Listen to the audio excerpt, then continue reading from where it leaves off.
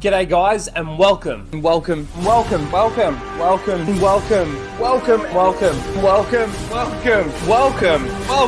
back to Casual Rage.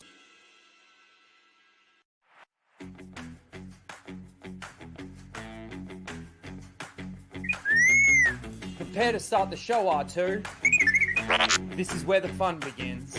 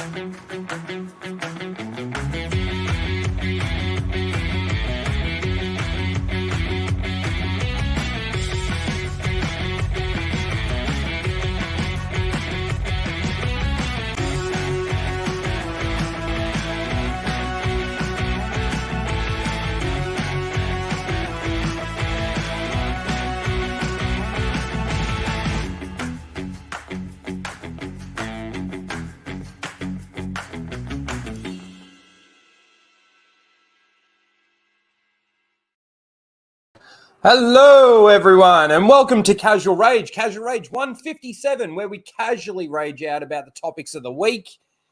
And this week we've got we're going to talk a little bit about the Golden Globes. I tried to cover this on Happy Hump Day. Unfortunately, the volume was really low, so I don't know how many people actually got to hear what they said, and then obviously our responses to it. So I'll be talking a little bit about the Golden Globes today.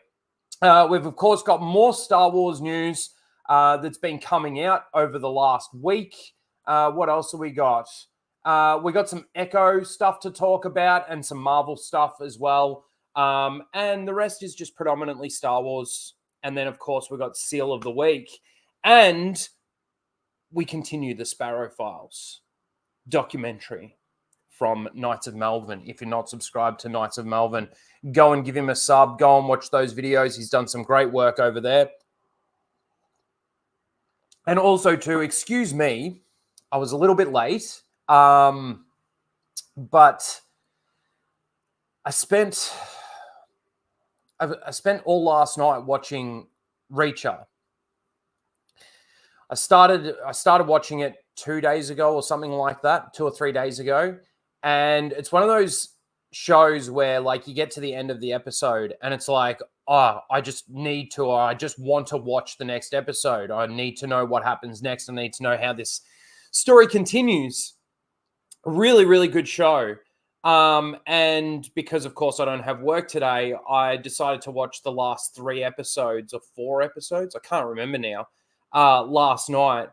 And I got to the end of the second last episode, and it was like 1 o'clock in the morning, and they're like nearly an hour long episodes. And it got to the end of the second last episode. I'm like, whoa, all right. So I went down into my bed and chucked it on, watched that last episode. So yes, I didn't get to bed until like probably 3 in the morning. So I've only been up for about an hour. It's currently maybe a little bit longer than that, an hour and a half. It's currently 12:30 in the afternoon here. So I woke up around 11. So yeah. But yeah, what a great show. What a great show. I'm actually excited to get into season 2. Season 1 was, like I said, it was just fantastic. There was, like, in that final episode, the sort of the final battle or the final fight, I thought was a little bit, I don't know. I was hoping, like, there was such, I hyped myself up so much that when we got to that moment, it was like, oh, this was a little bit of a letdown. It needed something more. I don't know what. You know what I think it was, actually, now that I'm actually thinking about it. There's I think it's midway through the season. Oh, man, I can't remember names. I'm sorry. The police chick that's in it. She finds out that the guy with the walking stick and the diamond, you could say, on the end of his walking stick, found out that he killed someone. And she gets all emotional and pissed off about it and everything. And then she says to Reacher, don't kill him without me. And he goes, I'll hold him while you beat the shit out of him, or something like that. And that never happened. I would have actually have liked to have seen that. You know, he basically gets detained by Reacher or something, disarmed. He holds him while she beats the crap out of him and kills him. But no, he just gets shot. Boom, boom. And he's dead. So there was a couple of things that I think possibly could have been done a little bit better. But all in all, what a great fucking show. And I heard that the woke media is coming after it. Because, you got a big, strong man. But see, even the women in it, like Reach's partner from the army, she, I thought, was really good. Even that cop chick, I think she was really good. So there's nothing really to complain about when it comes to that, I don't think. I just think it was a really, really good show. Really enjoyed it. And like I said, I'm looking forward to season 2. Should be good. If it's anything like season 1, should be good. But yes, Reacher. If you haven't watched it, I'd recommend it. It's a good show. Let's quickly say hello to the chat and see who we've got here. We've got Soulshade in the chat. We've got Mr. Bantham's here. How you doing, Mr. Bantham? We've got Pro Jack Fan. Good to see you. Tyrannazilla. Hello there. Bad news. Ahsoka Season 2 is in development. Good news. I just watched Batman and Robin again, and it's far better than Dick Wars. Yes. Well, it's funny, it was only a couple of weeks ago when Rosario Dawson came out and actually said that I haven't heard anything, no plans at this point in time, anything like that. And then they come out with this announcement. It's kind of interesting. And I think there's a bit of damage control going on for all the Charmin obeyed Shinoid stuff.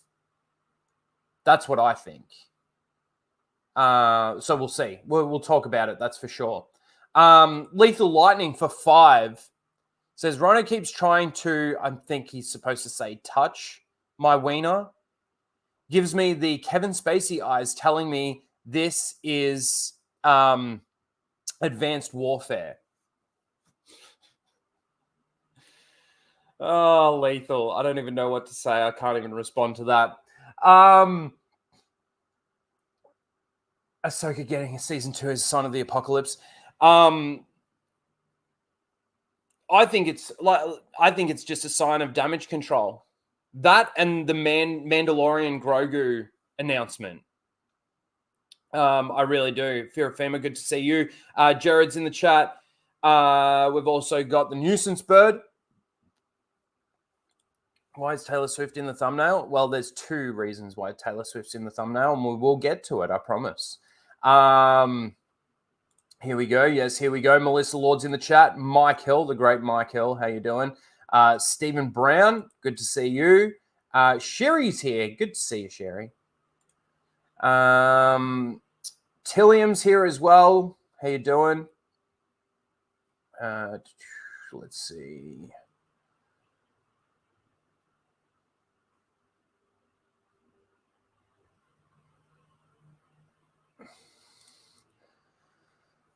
I'm on level 9 of Dark Forces.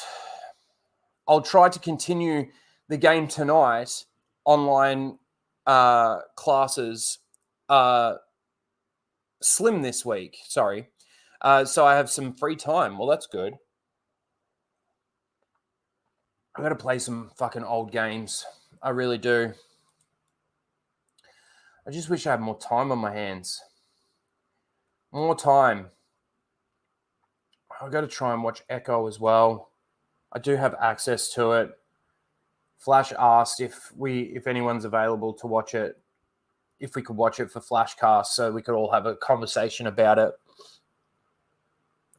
I really don't want to watch it. I'm so fucking out of the MCU. I probably don't even know what's going. Like, if there's any connections to any of the other stuff, I'm gonna have no idea. No idea. Fractured Filter always comes back and watches the replay. Good to see you, dude, and welcome back when you do come back. Thanks for being here. Smash the like button, guys. David's in the chat. Yo, how you doing, David? Who else have we got here? Stephen Brown, I saw you. Hit that like button. Yes, hit it. Smack it. Keely Chow's here. Blabs. Hello, Lint Liquor. Gross. Can't stay.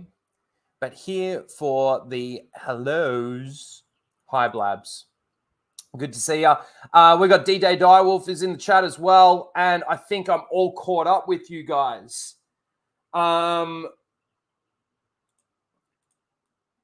As in Gary on the Real BBC showed in the article that Ahsoka Season 2 confirmation in the article was actually clickbait. Well, I think it is clickbait. I don't think I need to go to the article. Like, I'd like to see what specifically makes it clickbait.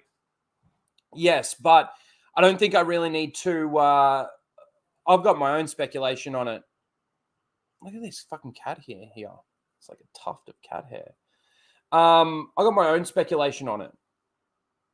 And I will get into it, I promise. We've got a bit to talk about. I see Blake as well.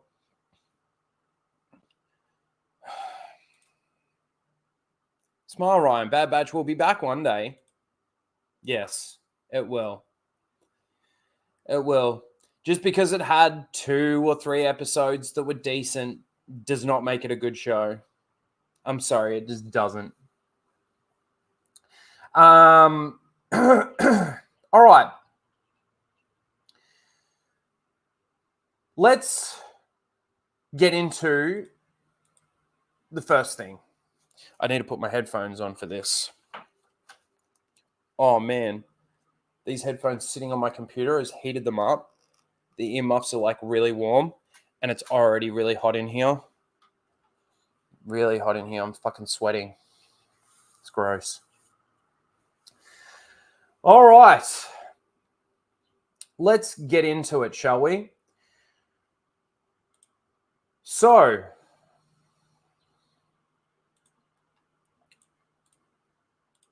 let me bring this up.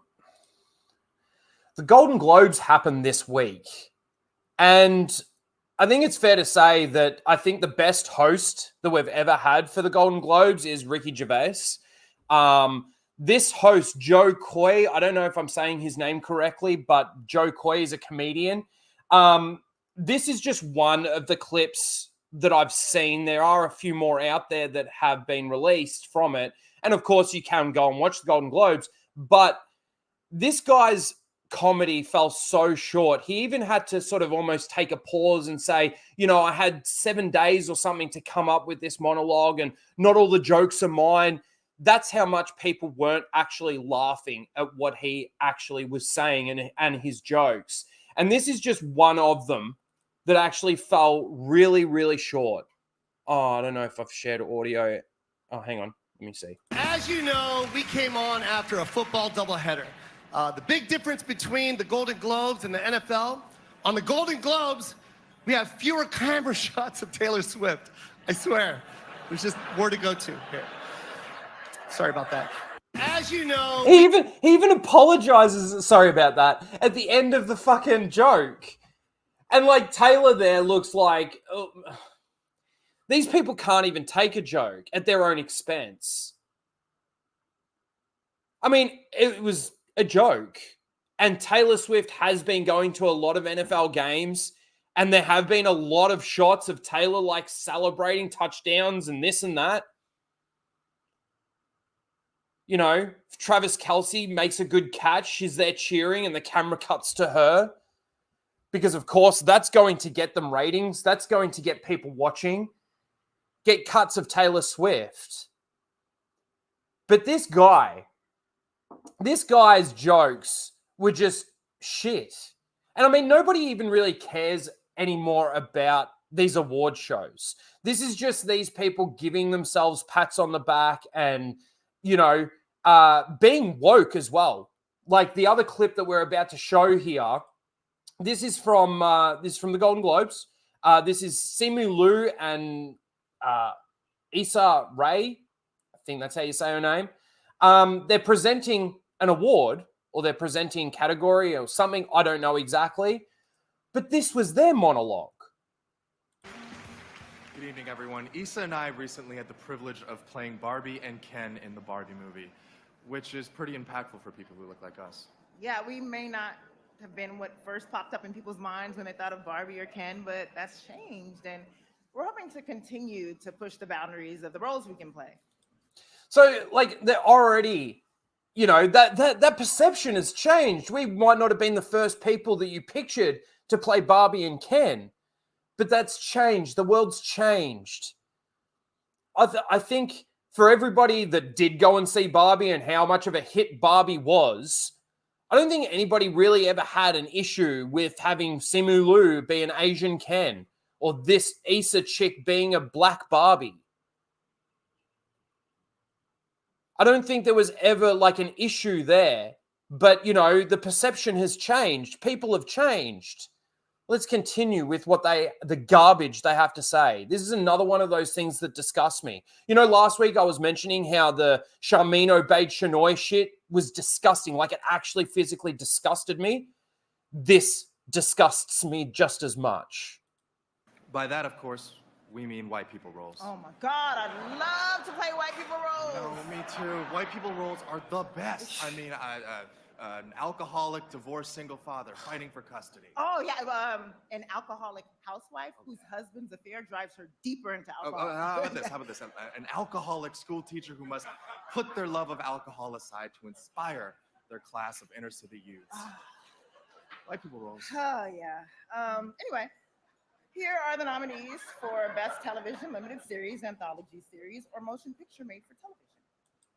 So that's what they're presenting for, and that was the cringe-ass dialogue. And again, their jokes fell just as short as the actual comedians' jokes, with only a few people in the crowd actually laughing at what they had to say, but white people roles. And then they go through this, I don't even know where that stereotype comes from. Everybody in a white person role is drunk or an alcoholic. The alcoholic father fighting for custody. The alcoholic mother or wife whose husband cheats on her and she goes deeper into alcoholism. It's disgusting. Now, this is the thing. If you want to stereotype and if you want to make these racist jokes about white people, well, then it should be the hypocrisy shouldn't be there. We should be allowed to stereotype black people. We should be allowed to stereotype Asians. You know,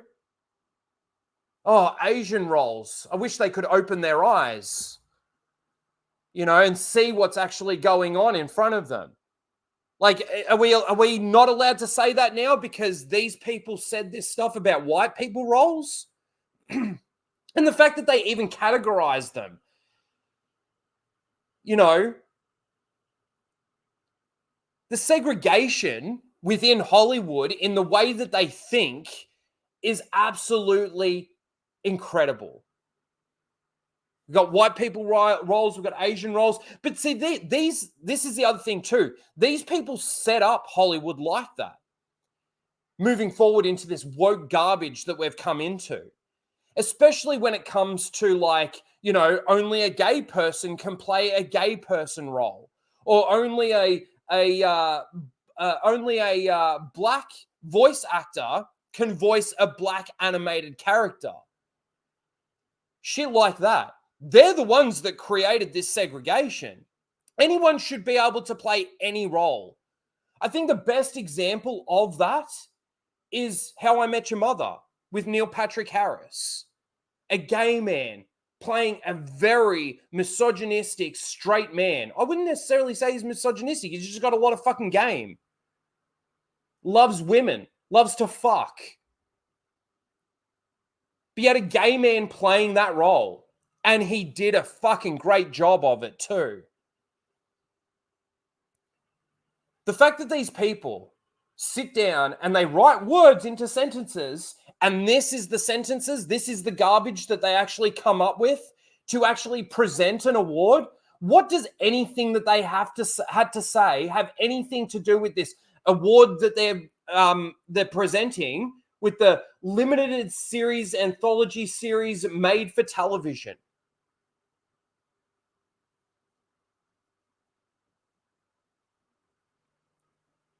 Nothing.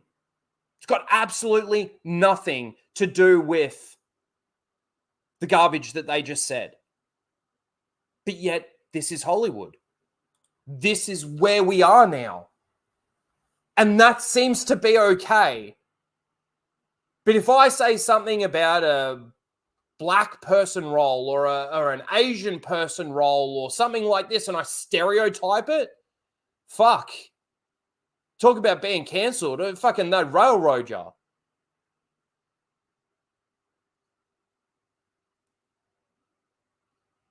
I mean, just imagine if they actually were talking about black people roles and they started stereotyping, or they started talking about Asian people roles and they started stereotyping. The crowd would have gone completely silent. It was already halfway there. It was already pretty fucking silent. But it's disgusting. It's just disgusting. And they think they're being so progressive. They think they're being so, like, I don't know. They think they're being better. And they're not. It's just gross. It's gross, gross, gross. And hey, look, I'm not offended by anything that they fucking said. I just think it's ridiculous, and the double standard is plain for anyone to see. White people roles, they're so good. They're so good. Okay. You weirdos.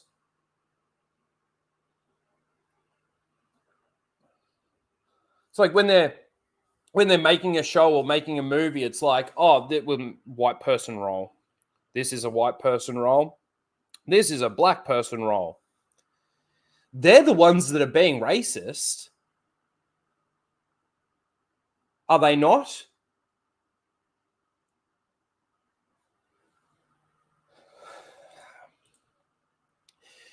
You can only say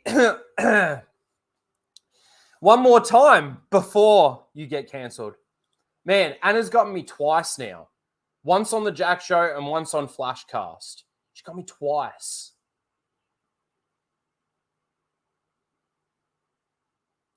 Fucking, she gets me every time. So yeah, look, this is why somebody like Charmaine Obaid-Chinoy gets a job. Because this is the you could almost say it's a cult. The cult of Hollywood.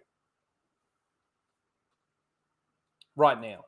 That's where they stand with it. No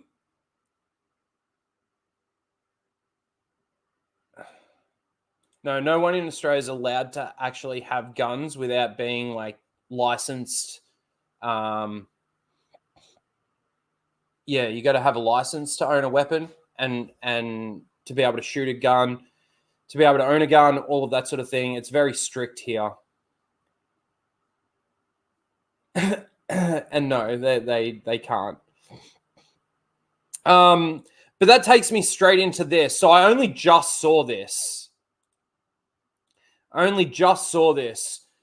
Congratulations to the cast and crew of Ahsoka on their Emmy Award Emmy Awards nomination for Best Character Animation Live Action. I don't get the award. I don't actually understand the award. Best Character Animation hyphenated Live Action. And is this the only award that they've been nominated for? Probably not. Probably not. God, that's a shit image. Again, just patting themselves on the back.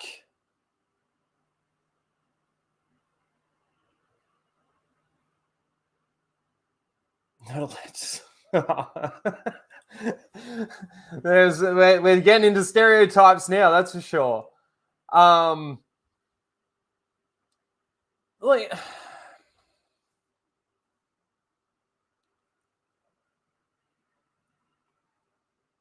oh, that was cold.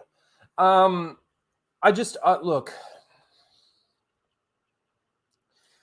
It's probably the only thing that they could actually get any awards for, or that they should get any awards for, if anything, is like the animation, the CGI. Some of the shots looked good. That was the only good redeeming qualities of Ahsoka. The acting was horrible. That stoic, like constant how do you say that? Stoicism? I don't even know. She's always stoic. Arms crossed. The acting was horrible. The continuity and the lore breaking was fucking horrible. The story was horrible. Thrawn was horrible.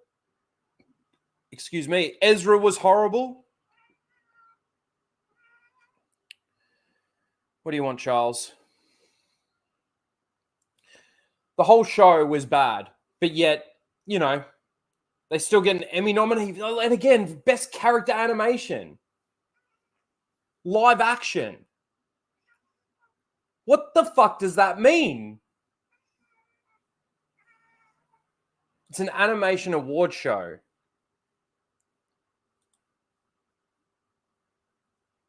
Charles, number one. Hear that? In number one.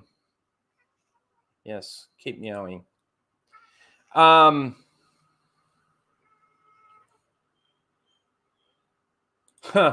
show looked cheaper than the Adam West Batman series. This is the crazy thing about it, though, is that they had a lot of fucking money to throw at it. A lot of money to throw at it. But yeah. Like I said, I wonder what other categories the Ahsoka series is going to be nominated for.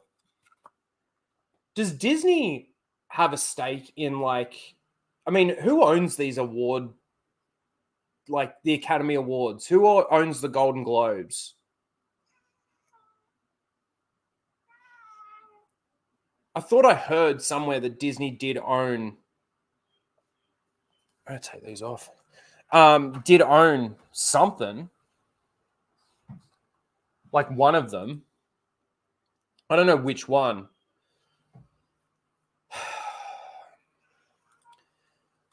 Give it to them. It means nothing. That you could give them this award and it still wouldn't make the show good.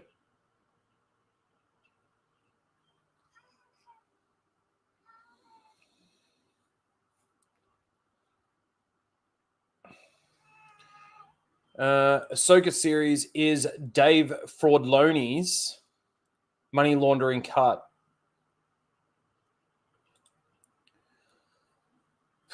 Who knows? Like, this is the other thing too, is like, and I think I mentioned this as we were sort of going through some of the series and everything, even with The Mandalorian, like the expense, the money that they spent on it, where the fuck did it go?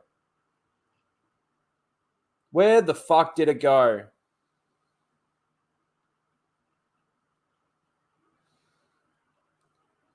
Rebels was good for what it was, but Ahsoka sucks, balls.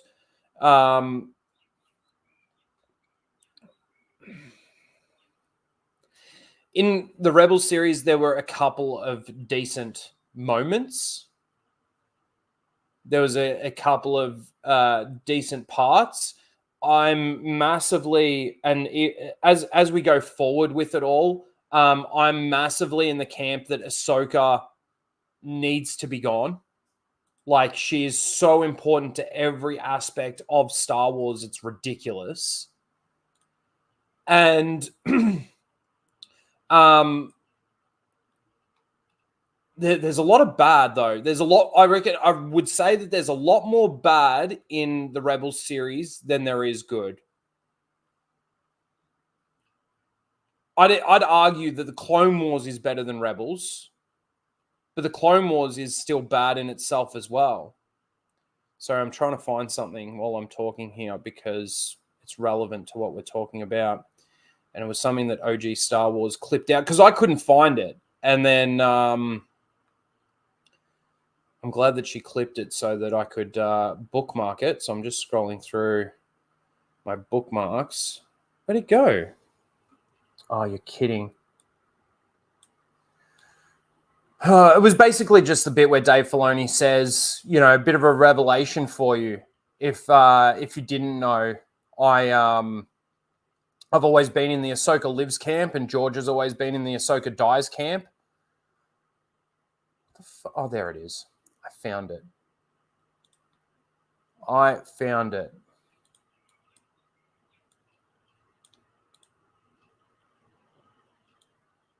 Let's just drag that over. Oops. I'm not going to be able to hear it. Did I share audio? I've always been a bit more in the Ahsoka lives camp. And George has been very full on in the Ahsoka dies camp. I think I've said that before, if not revelation for you. And this is where I keep saying, like, what, this guy's being loyal to George Lucas? Star Wars theory? You think this guy's being loyal to George Lucas Star Wars when he completely goes against George Lucas's wishes?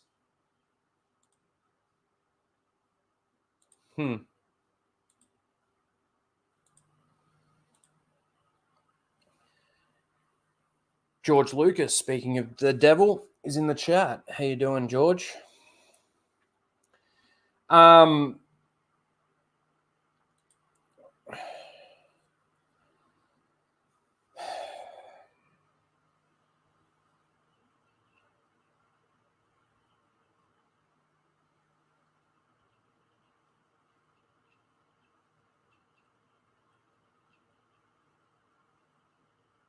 I think a few people have actually shown that clip before.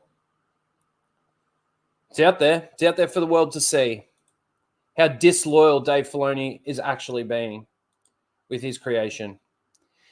And this goes back, like, this is why Rebels shouldn't be the way Rebels is with Ahsoka in it. This is why the World Between Worlds, fuck that thing, shouldn't even really be a thing. Because the World Between Worlds, it's kind of like a multiverse, right? It's the nothing matters. Because you can just go there, you know. This is the other thing too with like the Ahsoka series and her falling off that cliff, landing in the water and ending up in the World Between Worlds. How did she get there? Ezra had to fucking figure out a fucking puzzle of a Jedi temple to get into the World Between Worlds. She just basically loses a fight and fucking... That's it. She's there. While she's drowning in the real world. People want to use their headcanon and justify that she teleported before, like, she landed in the water or after she landed in the water to the World Between Worlds, so she was never in the water for that long. And then they teleported her back just as the ship was finding her. I don't know. Stupid.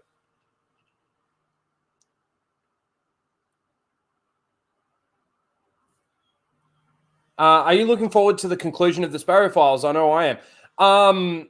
I am. However, we're watching the second last episode today, and then next week we're going to watch the last one. I'm kind of, in a way, I am happy that I'm a week behind with it. because it gives people an opportunity to just go to Melvin's YouTube and actually watch it. Let me give me a second.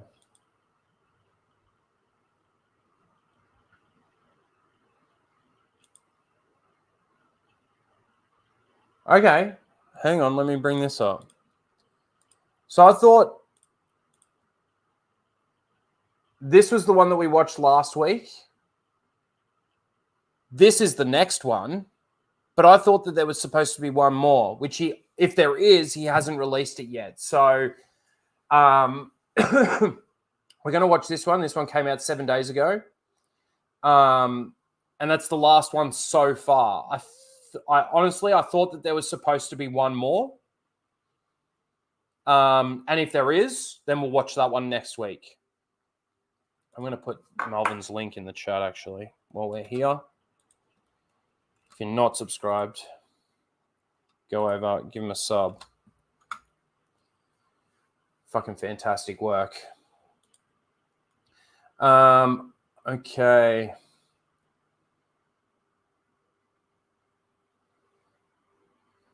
Breezy's Comics and Collectibles for 5. Thank you so much. Very generous. I'm rereading the new Jedi Order series from the EU. Disney Star Wars is dead. They hate us. That's very true. That's very true that they hate us. And that's awesome that you're rereading the new Jedi Order. I'm still on book 4. I haven't finished it yet of the X-Wing series. I am currently on chapter 23 of the Bacta Wars. Or the Bacta War. Chapter 23. But yes, fuck, the EU is so much better than anything Disney Star Wars has fucking done. It's such a great series. I haven't, New Jedi Order, I haven't read. I think I've read a couple of books from the beginning of it. Yeah. But yeah, fuck, the EU's so much better. So much better. And if you're one of those people that considers the EU that was never canon, oh, mate, it's closer and more canon than anything that Disney Star Wars has done. Books, shows, movies, everything that Disney Star Wars has done. But yeah, thank you for the $5. I appreciate it. And while we're doing that, thanks to the members. I appreciate all you guys. I think our member numbers have sort of dropped a little bit. Not that it's an issue.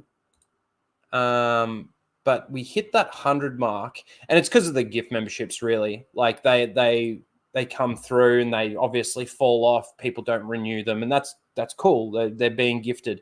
So we've got 42 members now on the channel, which is still very cool. Still very cool. And thank you to everyone for their your ongoing support. I really do appreciate that.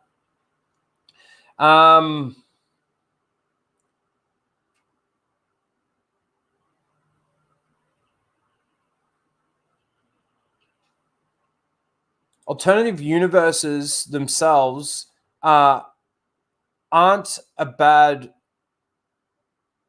promise. You just need to give it rules. SG1 did that initially, but messed it up in season 9. Did it really mess it up in season 9? I didn't mind season 9 and 10. But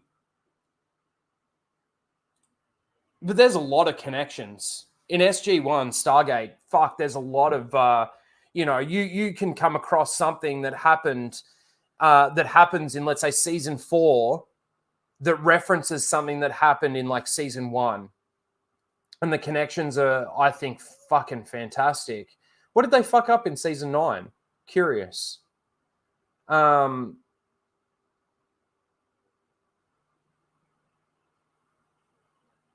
Yeah, very interesting. All right, we talked about the awards. Fuck this up. Smoke if you got them. Fuck, it's hot in here. Oh, man, it's fucking hot. Really fucking hot. Again, headphones are going to be warm. Make my ears sweat.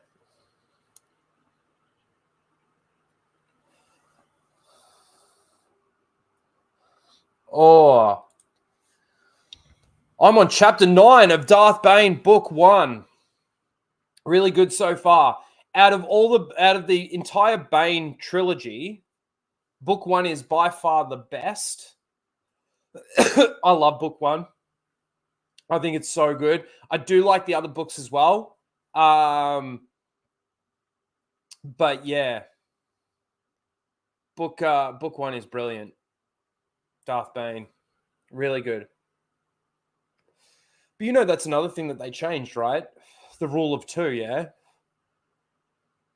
And I really feel like that's going to come out in the Acolyte. I don't know. I just have this feeling that they're going to fuck around more with the rule of 2 in the Acolyte series. But I don't know. In saying that, I also think that Leslie Headland has no idea what the concept of the rule of 2 even is. Let's see how Dave Filoni fucking helps her with that. You know. Let's see. Does Australia have air conditioning? Yeah, we got air conditioning. I just don't have air conditioning in my house. I've been here for 7 years, and I'm paying off the mortgage. I'm paying off the house, so it's my house. And I really should put in air conditioning. But around the time that I was going to put in air conditioning, COVID hit, and I lost my job, and that fucking kind of fucked everything up.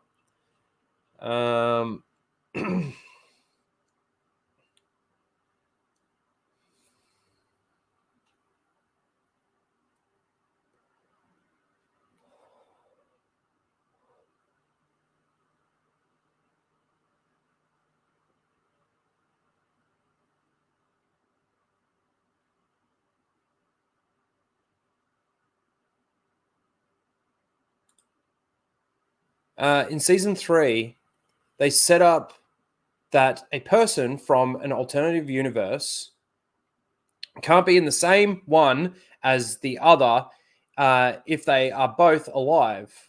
That's true. Season 9 threw away with that when more coexisted. Man, I'll have to watch it again. We're going to do that for the channel. But that's interesting.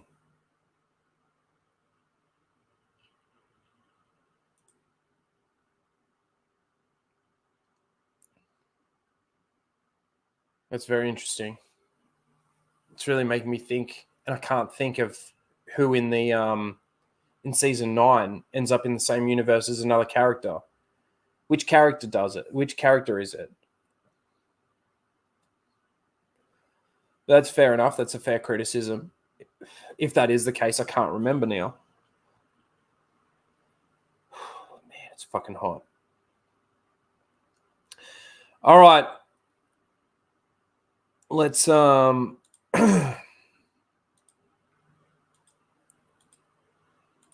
get into this.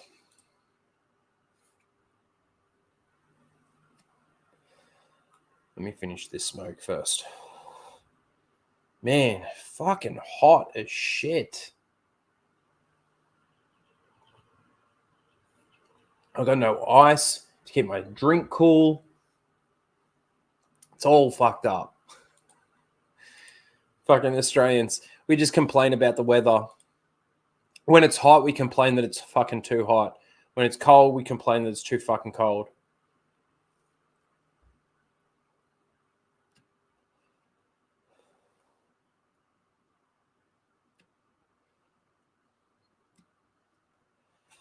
All right.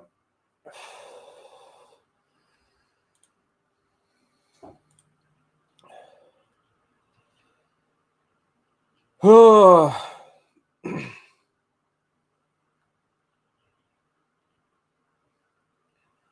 Hey, Joe Dog, how you doing? Let's get into this.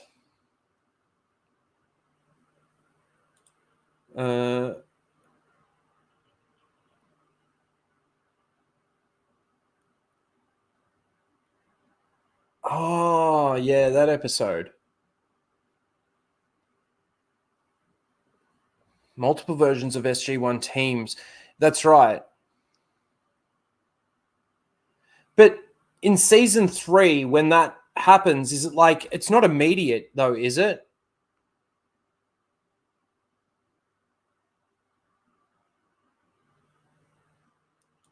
I'm going to pay more attention to that when I get into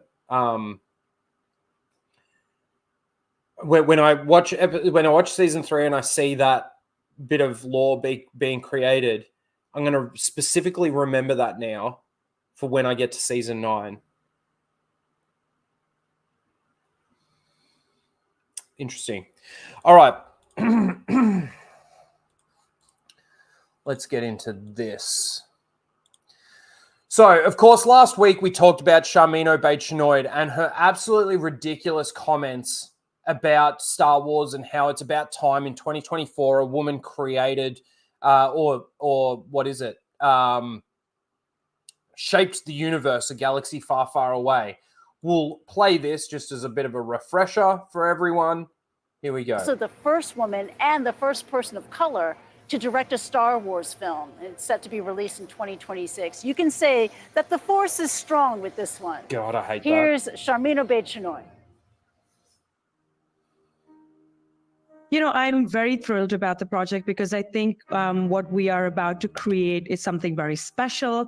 And we're in 2024 now. And I think it's about time that we had a woman come forward to shape the story in a galaxy far, far away.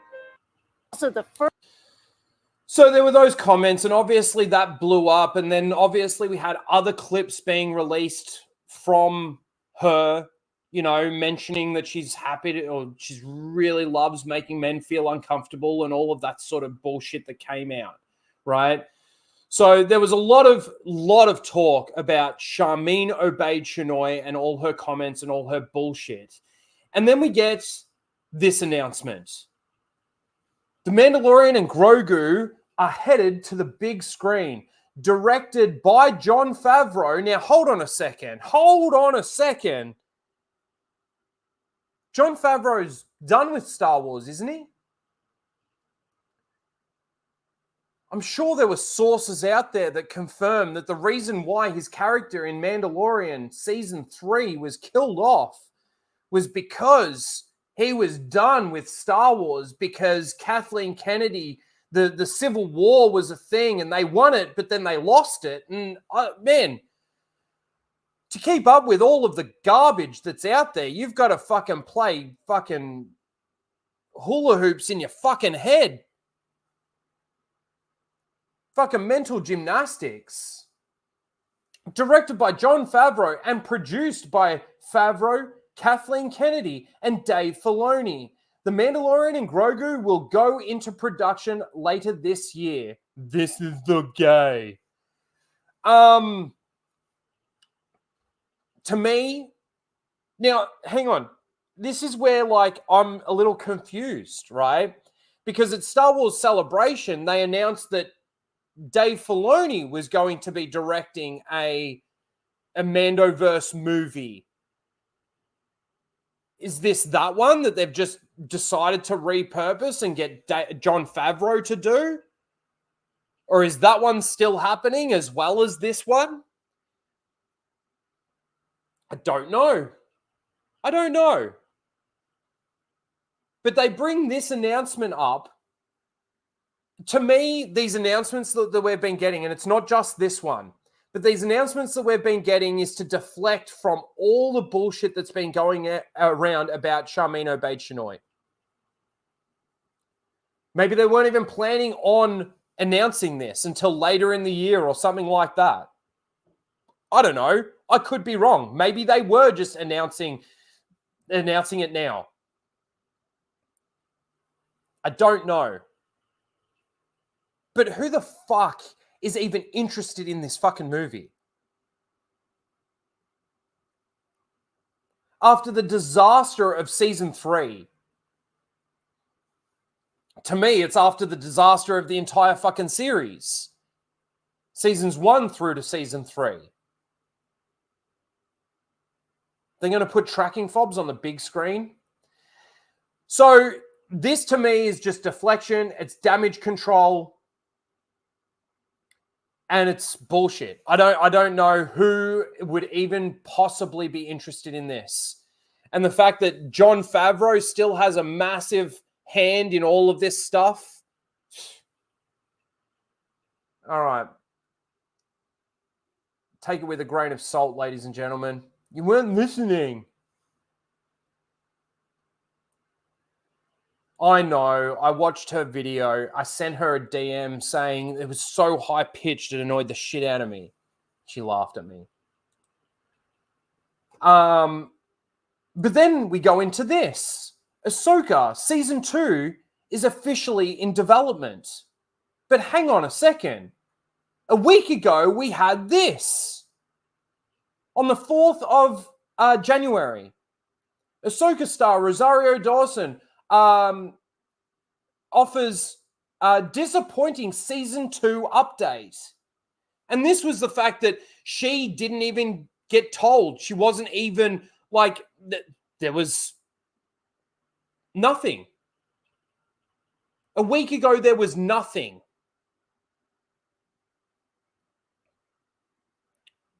Now, maybe, just maybe, Lucasfilm has been in the backstage fucking working on this without Rosario Dawson's knowing about it or knowledge about it. But it's quite incredible that, Star Wars, Disney Lucasfilm is basically fucking under a siege of fucking bad publicity at the moment because of Charmin Obaid-Chinoy. And then they come out with these 2 ridiculous announcements that The Mandalorian and Grogu is coming to the big screen, and then that Ahsoka Season 2 is officially in development. After a week ago, we get told that it wasn't in development.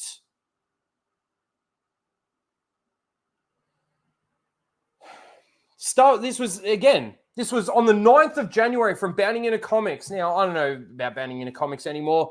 But anyway, Star Wars actress Rosario Dawson says Disney has yet to approach her regarding a second season of Ahsoka. Less than a week ago. This was an article that comes out. So, to me, it is damage control for this bitch right here. That's all it is. Whether or not we actually see these things. I mean, this is the thing with Lucasfilm, is that they hire and fire directors. They announce fucking production of this, or they announce production of that, and then it never happens. Or it gets shelved, or it gets completely cancelled.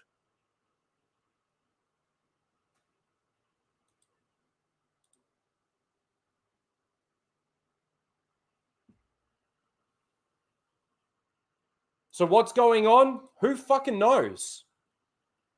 Who fucking knows? But I also find it funny that we get this announcement with Jon Favreau and Dave Filoni and Kathleen Kennedy. Like, fuck, he's supposed to be gone. She was supposed to be fired. He is supposed to be the savior. They're all working together. to make garbage fucking Star Wars.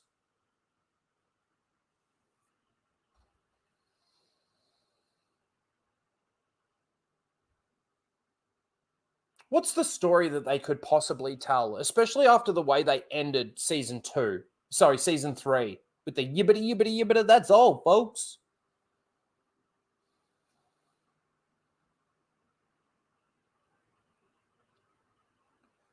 Rest in peace, Star Wars for 5 says, isn't Bo-Katan the Mandalorian now? Since Pedro Pascal supposedly wants out? Well, he's still doing the voice acting. He's fine with doing that. And that's out there for everyone to see. But yes, Bo-Katan is supposed to be the Mandalorian now. And Mando's supposed to be backing her up. Thanks for the $5. Appreciate that. RIP Star Wars.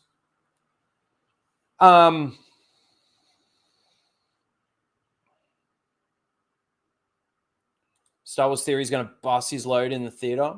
Probably.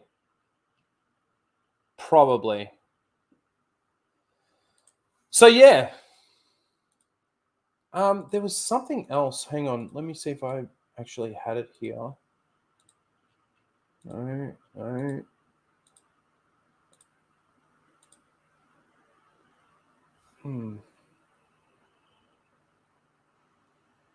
Just hang on a second, guys.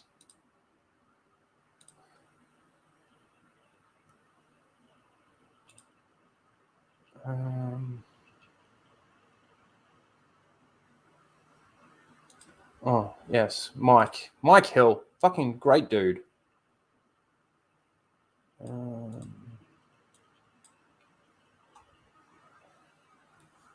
Great dude. Let me just bring this up. This is relevant.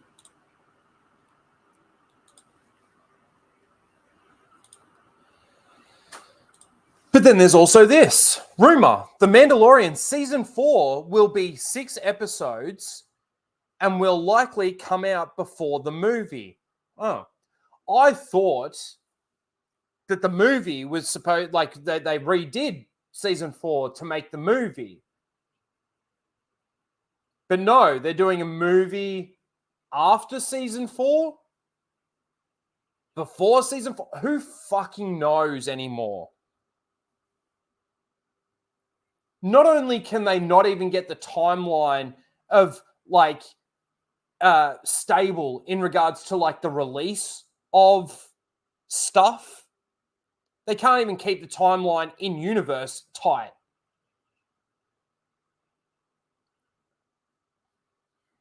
And it's down to 6 episodes now. Maybe, just maybe, they turned a couple of the episodes into the movie. You got to watch the 6 episodes of season 4, and then the movie will end that chapter.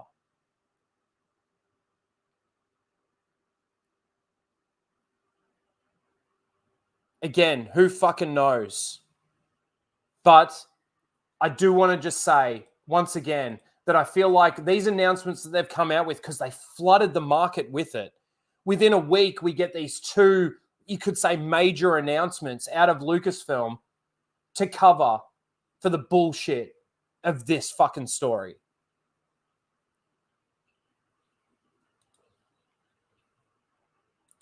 What a fucking joke it is. What a fucking joke Disney Star Wars is. What a fucking joke Disney Lucasfilm is. Jon Favreau, Dave Filoni, Kathleen Kennedy. They're all fucking in bed together and they're all fucking ridiculous. G'day, Greg. How you doing? Good to see you.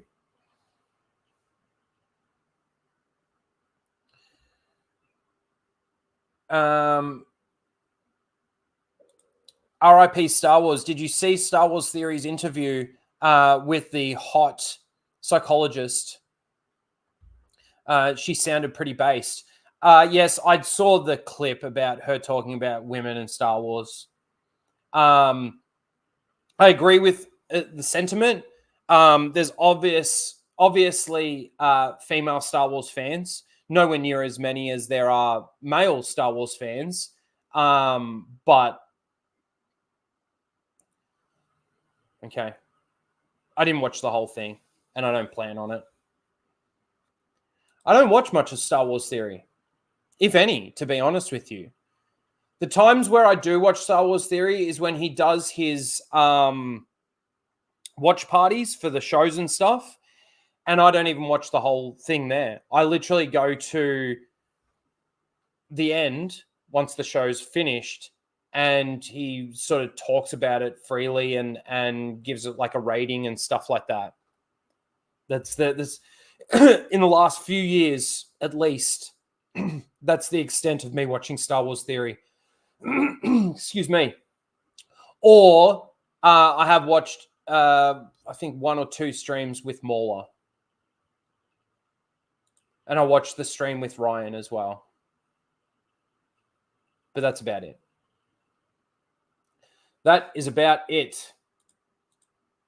I may as well just share this now really quickly. So we all know Grace Randolph is a fucking moron. And I saw this clip. Grizzy, I think it was. Yes, Grizzy clipped this out.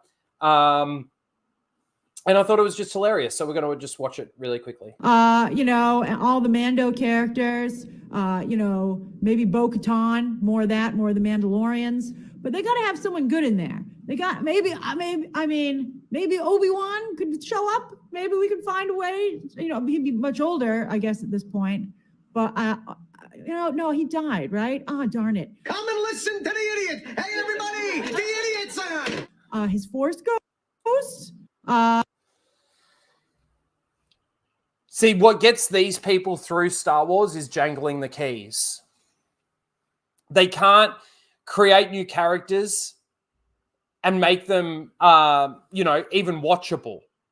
Thrawn and stuff like that. They can't make these characters actually intelligent or anything like that, to the point where she's saying that in the movie they need to come up with a way to get Obi-Wan Kenobi in there or something like that. Could be his Force Ghost. You know what was really good about the Thrawn trilogy is like Obi-Wan basically leaving Luke. At the beginning of the first book, gets explained well enough of why he's going, why he can't be there. And I think as a deeper thing, it's so that they can't influence Luke into possibly making the same mistakes that they made as, the old Jedi.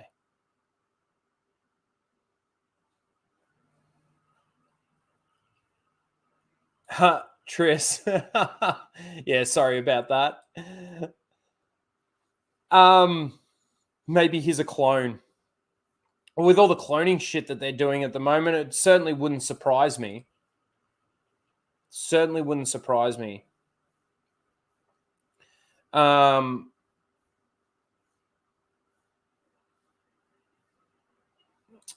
RIP Star Wars for his 1 month member chat. Thank you for being a member. OMG. These shills need a special needs helmet. I think Grace really does. She really does. I don't think I missed anything there. And I don't think we've got anything over here. No, we're good. So yeah, this is the thing. Like, if they were to put, say, Obi-Wan Kenobi in, and I honestly think with the Rey movie, they're going to flood that movie with all of the popular characters from the Disney Star Wars stuff. Right? So you'll have Grogu in there. You'll have Mando in there. You'll probably have Bo-Katan in there. You'll have... I was going to say Andor, but he's dead. And, like, I wasn't going to say it. Like, You know what I'm saying? Like, it wouldn't surprise me if they put Andor in there. No, so you got those three. Who else would they put in there? Maybe Luke Skywalker, Ahsoka. You probably have Force Ghost Anakin.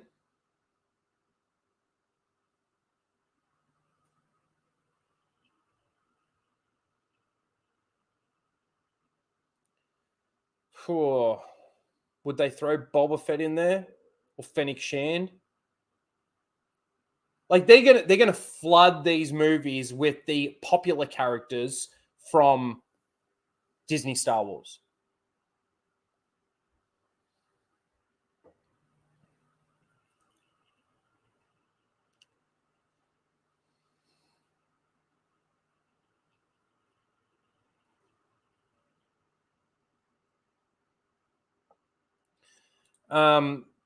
Do you think Disney announced that Rey movie first in order to lower any criticism of the Mando announcement? No.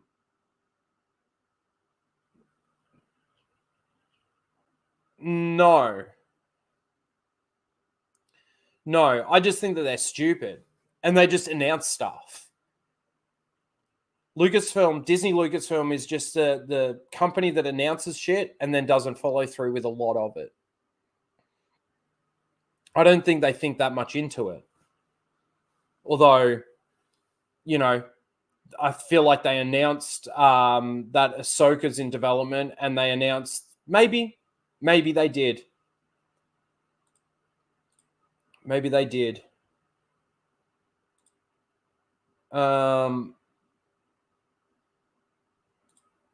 Let me get this one. Actually, I'm just going to close some of these tabs. Hold on.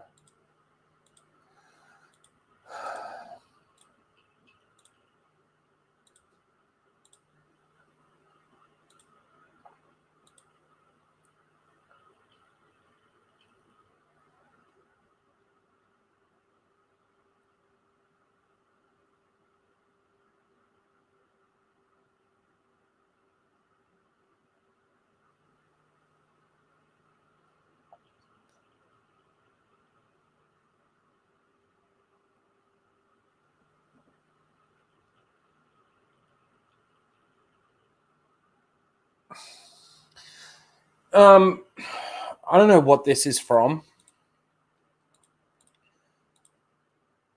But this was just something that I saw that I just wanted to talk about really quickly. This is from Daisy Ridley, a quote from her. After watching the first film, I told myself that I was shit and that I really was less. Okay. I cried out my body's tears thinking I was the worst thing that has ever happened to Star Wars. Apparently, this was after the first movie. Now, if you remember the first movie, there wasn't as much criticism out there for the first movie. In fact, it was highly praised by a lot of people. A lot of people. A lot of Star Wars fans were willing to give it a chance, were willing to give it some hope, was willing to see what the next movie was going to bring. Script Trooper then just goes on to say, nah, the writers, every single one of them.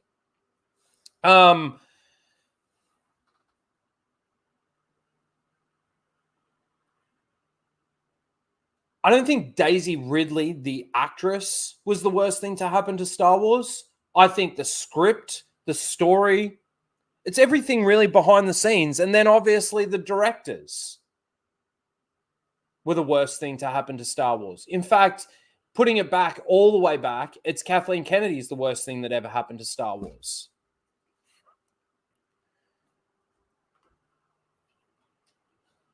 But after the first movie, you actually thought that you were shit? You thought that you were the worst thing to ever happen to Star Wars? I don't believe it. I just don't believe that.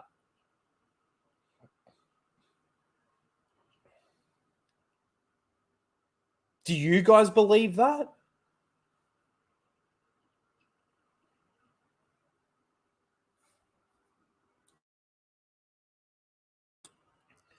This was something that she, I don't know if she was truly like fully praised over The Force Awakens. But the hatred for the character of Rey Skywalker certainly wasn't what it is today after the first movie.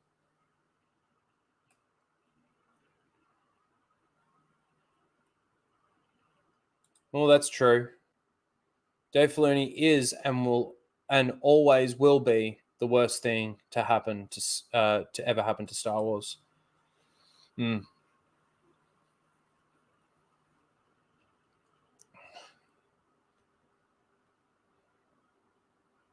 Yeah, that's true. The lightsaber battle at the end of Force Awakens, and Solo being killed that way, I knew something was horribly wrong with that movie, I'm guessing. That's true. But see, I will say, in hindsight, I think even without the Last Jedi, I think The Force Awakens would have been eventually seen as what it was. But initially, a lot of people, including myself, had our like Star Wars beer goggles on. You know, it was almost that whole thing that it's Star Wars, I've got to love it.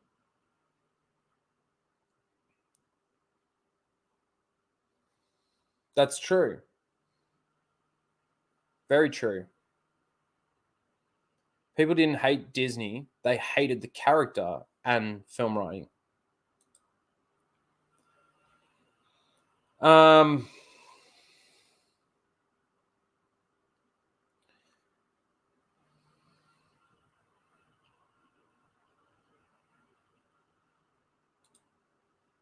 Do you think there is still a chance to save all these Disney shit?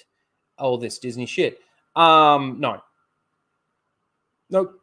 No. No matter what they do moving forward, they can sit there and try to use the Mandalorian and the Bad Batch and everything to try and justify the cloning and bringing back Palpatine, and no. I'm sorry. For me, there is no hope for Disney Star Wars moving forward. Star Wars is still alive, still well and truly alive in real Star Wars, like the EU and the original 6 movies and stuff like that. But that's where it's like the story's ended. There's no more stories for that going forward. And I'm sorry, but no, there's no hope for Disney Star Wars to make a correction. And they don't even want to make a correction because they don't think they need to make a correction. Why don't they think they need to make a correction? I can tell you why with one simple fucking clip.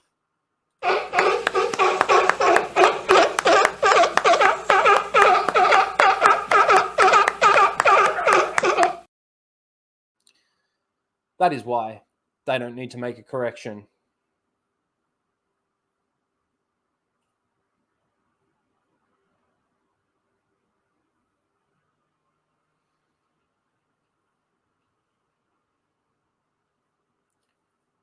Yeah, there is that. The thing is like the it's not just the law that they're destroying and things that they're actually doing, like we mentioned it before, like the rule of 2, for example, but it's the things that they're bringing into it as well. The new laws that they're creating. Fucking horrible. Talked about it multiple times. Tracking fobs, hyperspace, fucking all of this stuff. Well, hyperspace is already an established law, constructed law piece. More like your tracking fobs, bringing something like that in and not having an explanation for it. Chain codes. Chain codes is another one. What the fuck is a chain code? Can anyone actually explain to me what a chain code is, how important it is, why it's important, how can chain codes get scanned?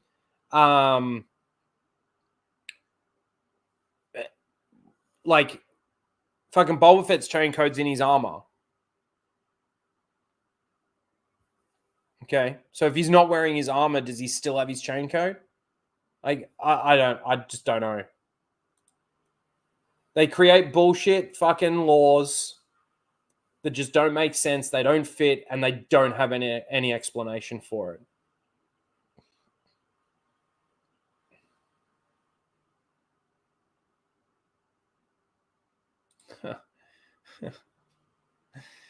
Chain codes can be obtained for 80 million credits and allow you to light speed skip. Yeah. So anyway, I just don't believe Daisy Ridley when she says that she felt like she was the worst thing for Star Wars after the very first movie. Just don't believe her. Don't believe her.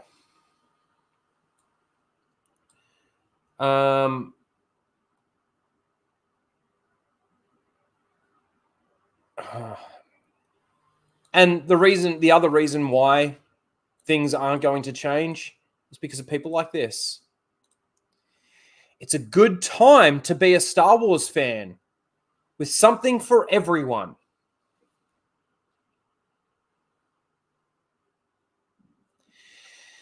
The Mandalorian and Grogu, Rey and the New Jedi Order, Ahsoka Season 2, Andor Season 2, Jason Mangold. Is it Jason Mangold? Is it James Mangold? Dawn of the Jedi, Dave Filoni's Thrawn film, The Bad Batch Season 3, The Acolyte, and Skeleton Crew.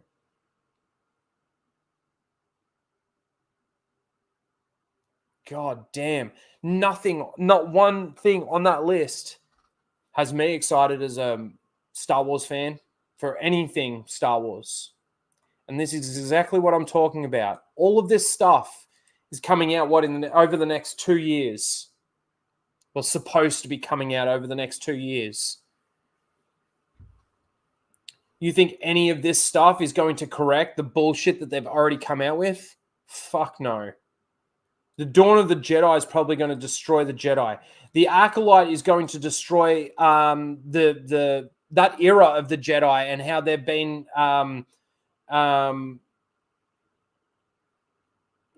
that there hasn't been a Sith scene for ages, thousands of years. They've been extinct. Skeleton Crew, know nothing about it. Bad Batch Season 3. Fucking now we've got 2 fucking female clones of Jango Fett. Fucking Dave Filoni's Thrawn film. Fuck, he couldn't even write Thrawn well in the Ahsoka fucking show. More destruction to Thrawn. Andor Season 2. Well, Andor Season 1 was boring. And was choppy as fuck when it comes to actual fucking lore. Ahsoka Season 2, no one gives a fuck about. Rey's New Jedi Order. Well, they rip off Dawn of the Jedi and New Jedi Order from the EU and just give it to fucking somebody else.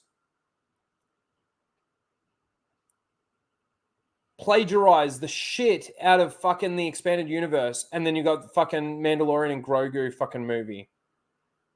It's a pretty shit time to be a Star Wars fan, to be honest. It's a pretty shit time to be a Star Wars fan. It's good for the people with pronouns in their bios and shit like that. The seal clappers. The ones that don't see past their fucking eyelids. They could literally close their eyes, and as long as they hear Star Wars music and lightsabers igniting and extinguishing and that kind of thing, they'll fucking sit there and fucking big smile on their face, clapping, laughing, happy as fucking Larry.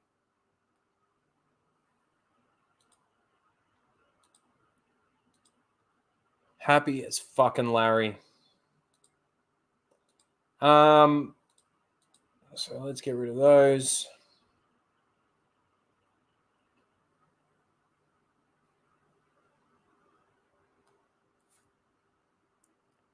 Do you reckon Jack Black and Lizzo. And what's his name? Fucking Doc Brown. What's his fucking name? Christopher Lloyd. Are going to make any fucking appearances or cameos in any of these movies? Probably.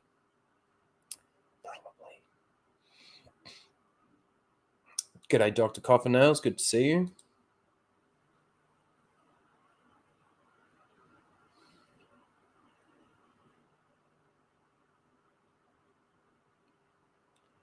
All right.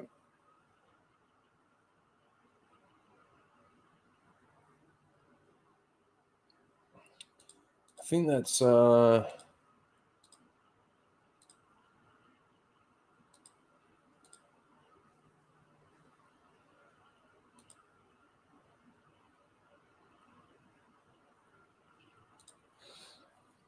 think that's kind of it for the Star Wars stuff at this point. I'm just going to talk a little bit about Marvel and Echo. Fuck, I don't really want to watch this fucking show.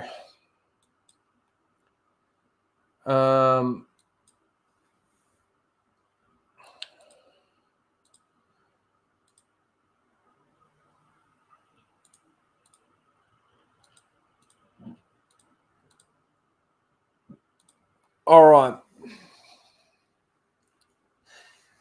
I've talked about this before in regards to like the reporters and everything and the questions that they ask and the stupid shit that they say to prompt fucking woke answers out of fucking these Hollywood actors and shit like that.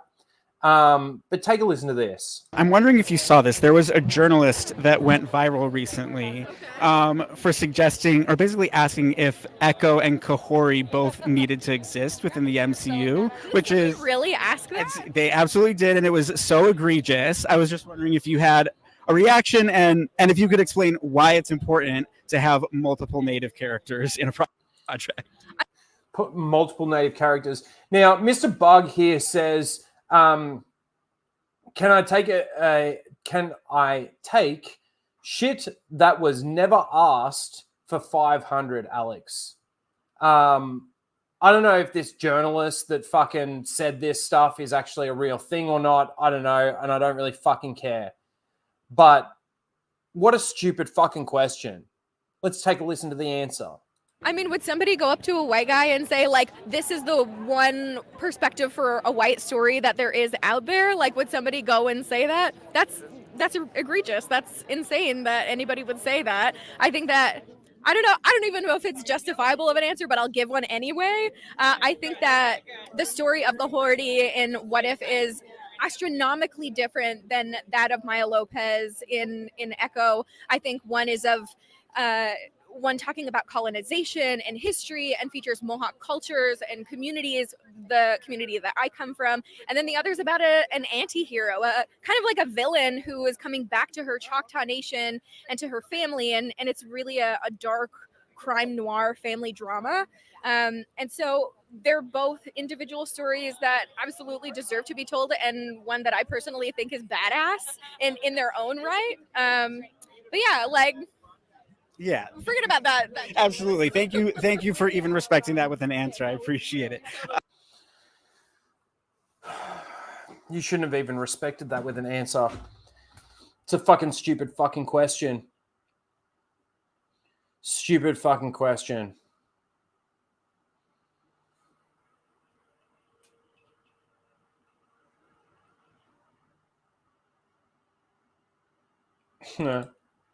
Yeah. So there was that. And then you've got Kevin Feige. Let's take a listen to what he has to say at the premiere. You know, the greatest thing about Disney Plus for us, we can do all different types of shows, and we've been able to do a Christmas show and a time travel show and a black and white sitcom. This is a TVMA show. This is an adult show that, just like the Marvel Knights comics, where Echo first started, it goes much deeper, much darker in ways that we could only do with a TVMA rating. And so I am excited for people to see, as readers of the comics know, the different tonalities that we've been able to do in all of our shows, and this being the darkest one yet. Okay. It's the darkest one that they've done so far. There's still there's still no blood when they're fighting. We watched it last week. The difference between that Raid 2 clip and that fight. Like in the Raid 2 clip, as the fight's going on, the bruises, the blood, the this, the that, it's patched, it gets worked on. There's nothing like that in the Echo fight. I don't think there's really, I'm yet to fucking watch it, but I don't think that there's anything that they've done to make it more adult. And I hate that. I hate that fucking, what does that even fucking mean? Write a good story, make it realistic, and that would be fucking good enough. But no, we're just going to say that it's more adult, get a bit of a higher rating, maybe because there's a bit more action in it and it's a bit more brutal in the action, but nothing actually, there's no consequences to that action that you see on screen. So that was Kevin Feige's little fucking thing. And then we've got this. Can I get that bigger? I can. I don't know what she was asked. I am so excited for the fans to learn that Maya is a badass character, even though, she has 2 disabilities. She is deaf and an amputee, but she can still be a badass. That means if I'm a badass, then anybody can be a badass. Am I right? She's deaf and an amputee. What's this? I think this is just her signing shit. I don't know.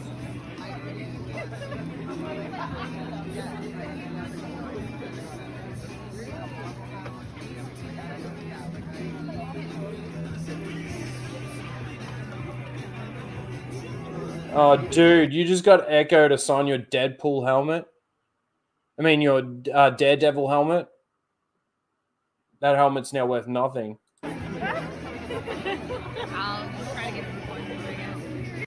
Okay, so it's just her taking photos. I'm just so over it. I'm so sick of the fucking... It ticks all the boxes. Good for them. Good for them. What a joke.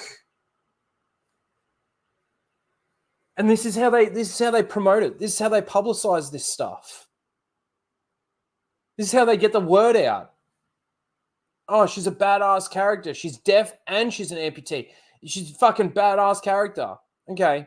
Stop telling us what her disabilities are. Stop telling us what her problems are. And stop telling us that she's just badass. And how about you show us?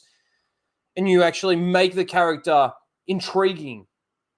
You make us want to watch and see what happens next. A bit like fucking Reacher. You get to the end of one episode, you want to see what happens next. It doesn't feel like a chore to move into the next episode. That's what should be fucking happening. But no, we get a stupid journalist asking a stupid question about fucking some other journalist out there that said that there's no space in fucking the MCU to have 2 fucking indigenous or whatever fucking characters in the MCU. Fucking stupid question with a stupid fucking answer. Oh, what about all the white people? Blah, blah, blah. Imagine if they had have said that. Then you got Kevin Feige coming out and saying, oh, it's adult. It's an adult show. We get a TV MA rating. And everything that you see from it doesn't look anything fucking... You could let your fucking 2-year-old watch it and they fucking wouldn't... And nothing would fucking happen. And then you get the actual character that plays Echo, the deaf lady. They had to get... This is the whole thing about, a gay character playing a played by a gay actor or something like that. You've now got to get a deaf actor playing a deaf character. I'm not saying that there's anything necessarily wrong with that. But it doesn't mean that you could have got a normal person that isn't deaf to play the role. They could have. It's easy for a person not to talk and to do sign language.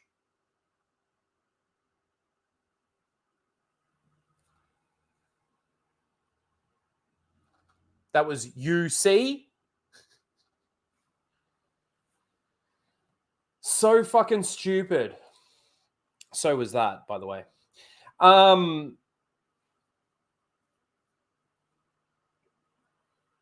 Mike Hill for 5 says she's not an actress. She worked for Amazon and was probably hired because she's a Native American, deaf, and an amputee. I knew that she was deaf. Is the actress actually an amputee as well? Is that true?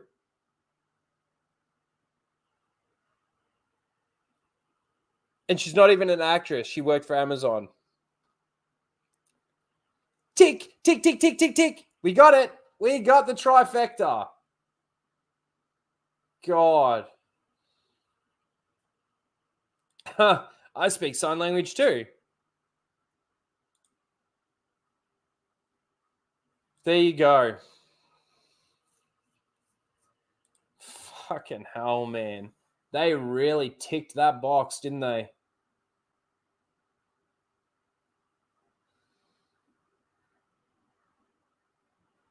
Been through this runner. She doesn't have a real leg. Can't remember. But there you go. I knew she was obviously deaf. But this was the other thing in regards to Taylor Swift. Just quickly, I'll bring this up. So Taylor Swift will reportedly make an appearance in Deadpool 3 and they will reveal her in the movie's marketing campaign. Okay. Is this to get all the Swifties to fucking come and watch some Marvel movies? Just like they got all the Swifties to go and watch some of the NFL?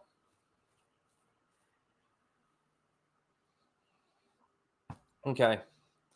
I know Flash is going to be happy about that if she plays the role that he thinks. I don't know who it was. I don't think it was Emma Frost.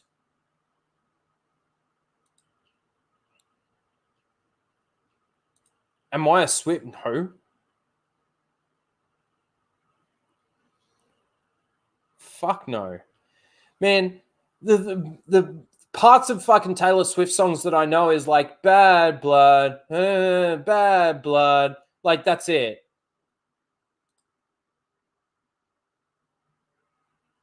Dazzler. That's who Flash wants her to play. Yeah, Dazzler.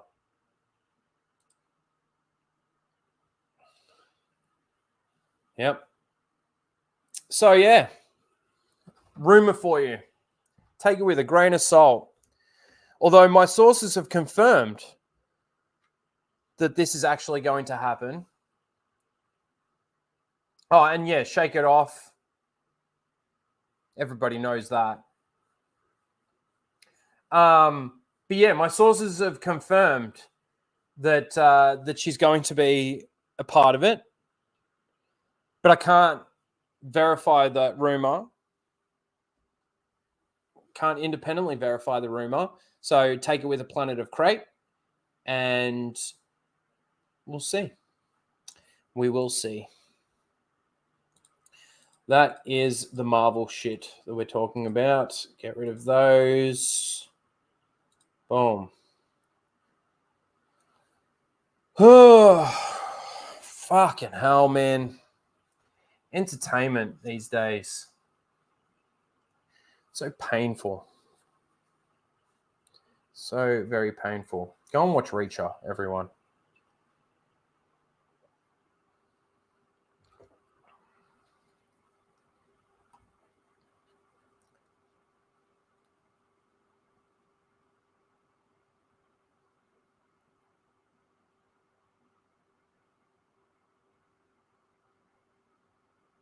Shovels of horse shit. All right. I'm going to top up my beverage. Let's see. I might have an oldie but a goodie here. All right, guys. I'm going to leave you with this. I'm going to be right back. I'm going to grab my drink. I'll be back. I'll fix it. A little bit more. Turn a little bit more to the...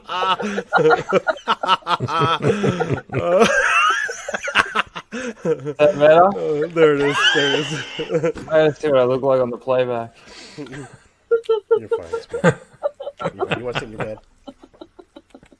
I'm missing my bottom teeth, and I've got a triple chin. Derp. Derp. I make Star Wars.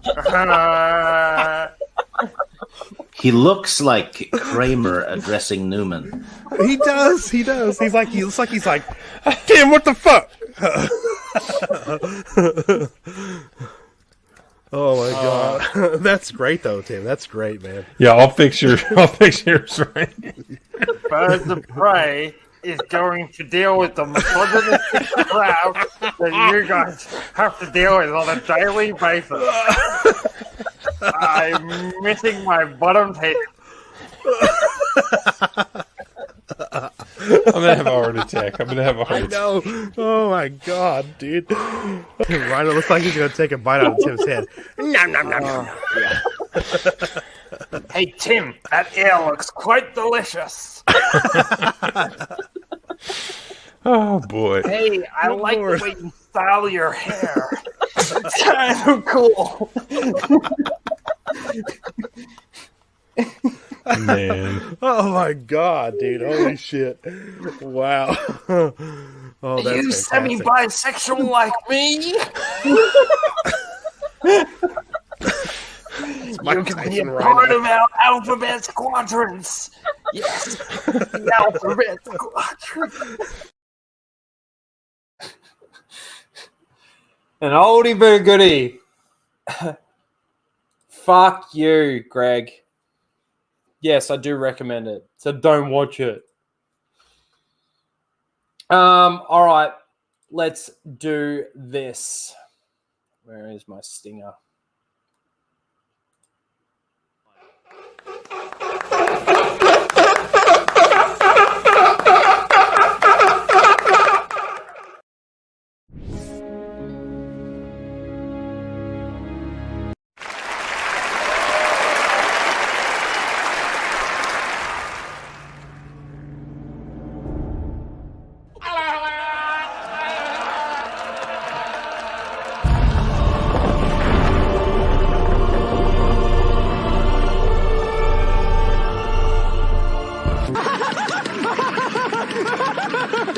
I'm all the Jedi.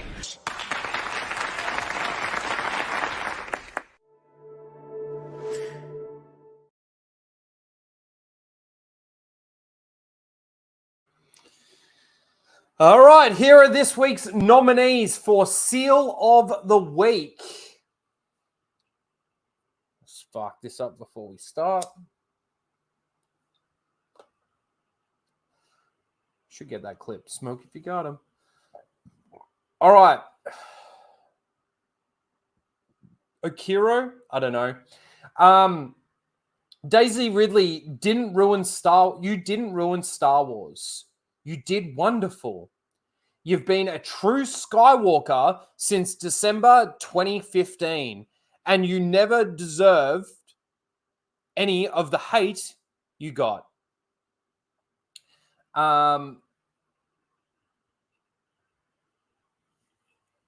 This is the thing with the hate that she got. It wasn't, well, from my perspective, it wasn't directed at Daisy Ridley, the actress.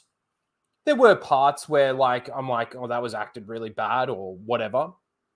But that's just general criticism. A lot of it was directed at, like, Rian Johnson and J.J. Abrams and Kathleen Kennedy. And the writing room and the people behind the scenes. She's an actress that was directed to do a shit job. She was told to do a shit job. She deserves some criticism, yes. But I think the majority of it went to a lot of those people behind the scenes. Anyway, that's nominee number 1. The character sucked. That's right. Okay. Number 2 is OG or QG Jenner. So which upcoming Star Wars film are you most excited for? Mando and Grogu, Rey's New Jedi Order, The New Republic versus, what is that? Imperial Remnant, Dawn of the Jedi. Me, all of them. Of course you're excited for all of them. You're a fucking Disney seal. You'll clap at whatever they fucking give you. So that's nominee number 2. Nominee number 3 is from Dan. Dan gets another nomination this week.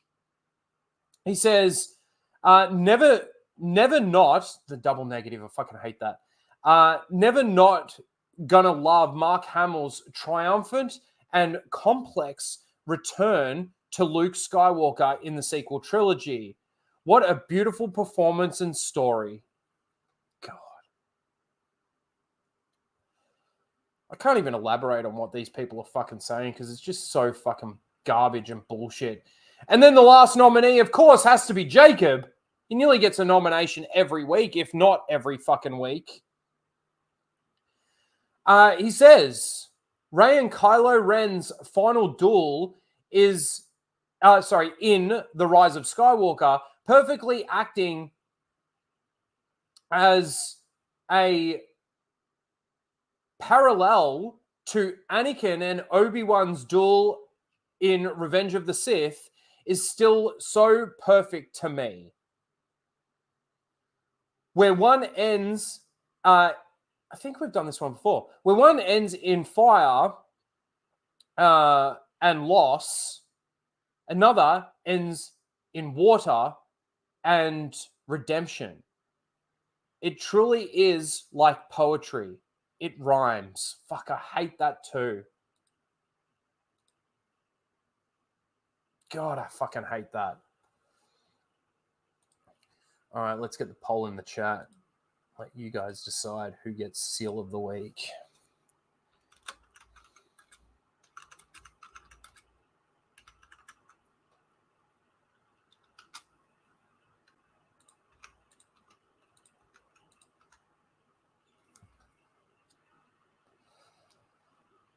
All right.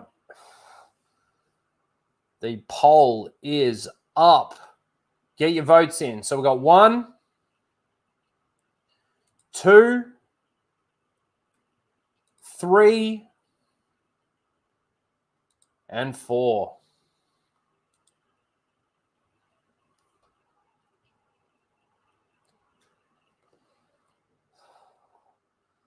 Let's get those votes. Let's get those votes. All right. 4 feels like a repeat to me. Yeah, I think there's a possibility might have done 4. Anyway. 5 for all of them. I can't. There's only 4 on the poll that you can put on YouTube. It's only 4. You can only put 4 answers.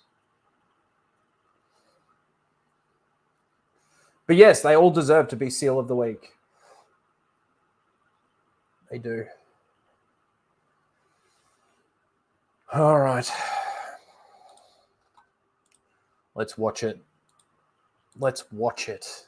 I've actually been looking forward to watching this one. All right, Knights of Melbourne. The Sparrow Files continues. The Sparrow Files continues. Let's just get straight into it. We've watched 1, 2, 3, 4. We're on the 5th one. I hope there's a 6th one. Let's open this up. Oh, pause. Why aren't you pausing? We want audio. Whoa, what's going on? And before we start, I'm going to put the link in the chat.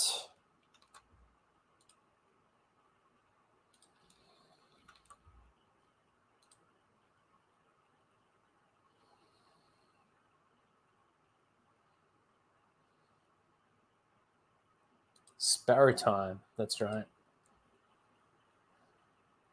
All right.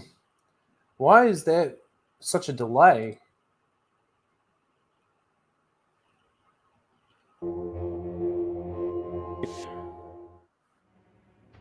How did you learn about Cameron Pasha? Oh, okay. So 6 will be out soon. Okay, awesome. Can't wait. The Raging Sparrow Files. Sparrow. Yes. All right. Let's just go back.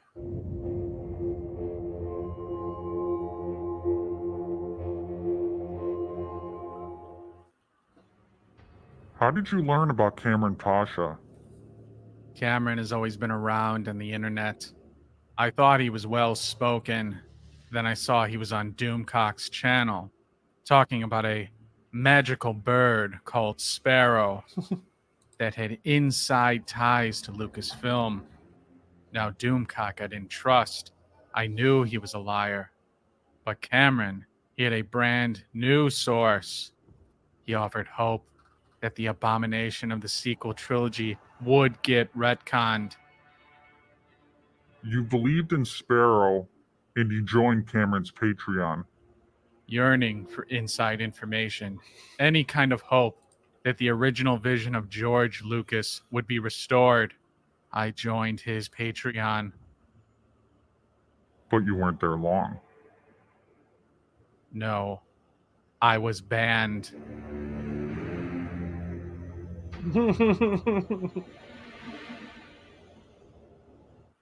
Viper wasn't the only one who was silenced. It's a common practice in Cameron's Patreon to ban and villainize all who disagree. In today's episode, Which Sparrow Files is this? This is number 5. No. Yes. Number 5. we will be examining what happened to some well-known YouTubers who decided to question the Sparrow agenda.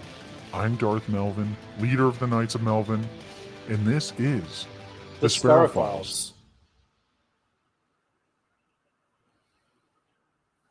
Cameron Pasha started his Patreon in 2021. The channels WDW Pro and Valiant Renegade were a part of it. These channels specialize in industry news, leaks, rumors, and financial breakdowns. Viper reviewed every post in Cameron's Patreon. It's hard to pinpoint when the falling out took place. He believes it started with FTX. WDW Pro didn't buy into it. On February 4th, 2023, WDW Pro interviewed Cameron Pasha. Well, it's an honor, Pro, and I want to first of all congratulate you on the success of your channel. I think many people were waiting a very long time for it to start, and I think you're already getting a lot of subscribers, and so people should immediately jump on board, subscribe, hit the like button, and it's great to see your voice continuing to expand in different medium. I try to be a straightforward, honest person. We all have private lives. We all have stuff that we don't necessarily want out there in public, but I try to be a straightforward and honest person, at least about my views, about my personality as much as I can, and that's always been who I am. So I've always seen myself as a straight shooter. I think it's fun to watch some of the opinions out there that because you and I have had a differing opinion on FTX, or because we've had a different opinion on some rumor from Star Wars, and there'll be other things out there in the future that we'll have different opinions on, that somehow our friendship is deconstructed, or somehow our relationship online, or we're at odds, we're nemesis now. And I just think that's so funny, because here we are having these very deep conversations. But they were at odds. Cameron Pasha doesn't take kindly to anyone disagreeing with him. The overall interaction was positive. But the next day, WDW Bro made a video denouncing Cameron's theory on the Rey movie. Star Wars is failing. And so, it is my understanding, although I cannot verify it, it is my understanding that the top-level leadership, you make of that what you will, that the top-level leadership of Lucasfilm was brought with the top-level leadership of Disney to make a decision as to what they're going to do in the future to reconcile this problem they have. I'm told that Disney is going to bring back Rey. So let's start there, and let's just dive in. Gentlemen? Cameron must have seen the video and got big mad. This video was probably the end of the Cameron Pasha WDW Pro friendship. Not long after, WDW Pro and friends were villainized as blobs. The blobs, the nemesis of this Patreon, YouTubers and fan sites who serve out black pill content 24 hours a day, shooting down any hope viewers may have that better entertainment might be possible. They have no integrity and don't believe most of what they are saying, but keep spreading negativity to attract likes and clicks to increase their revenue streams. Cameron's first move was to notify the Legion of Sparrow, and Stephanie Janicek got on their ass. I'm gonna call you people out, not by names, but you know who you are. Because you rattle off stuff you don't know what you're fucking talking about. I know you don't want to hear this, bro, but it has not been fully funded, so you keep pretending it's happening. Now, outcasted from Cameron's Patreon, the newly formed blobs were not going to be quiet. Cameron Pacha was using the Karen McCarthy lawsuit, the low $5,000 offer, to insinuate that they don't have money to pay her because The Acolyte is a fake show. On March 21st, Valiant Renegade took a deeper look into the lawsuit and discovered the shell company Disney is using to produce The Acolyte, Blue Stockings UK Limited. Is the Acolyte actually really happening? Blue Stockings is the corporate entity that was formed to create the Acolyte. And this was, again, as a reminder, made evident in the lawsuit, being named a co-defendant to Lucasfilm, according to Karen McCarthy and her legal representatives. So at this point, undeniably, indisputably, the Walt Disney Company is inexorably linked to The Acolyte. This is a production that has been fully approved and fully funded by the Walt Disney Company at this moment by all available legal evidence for this production.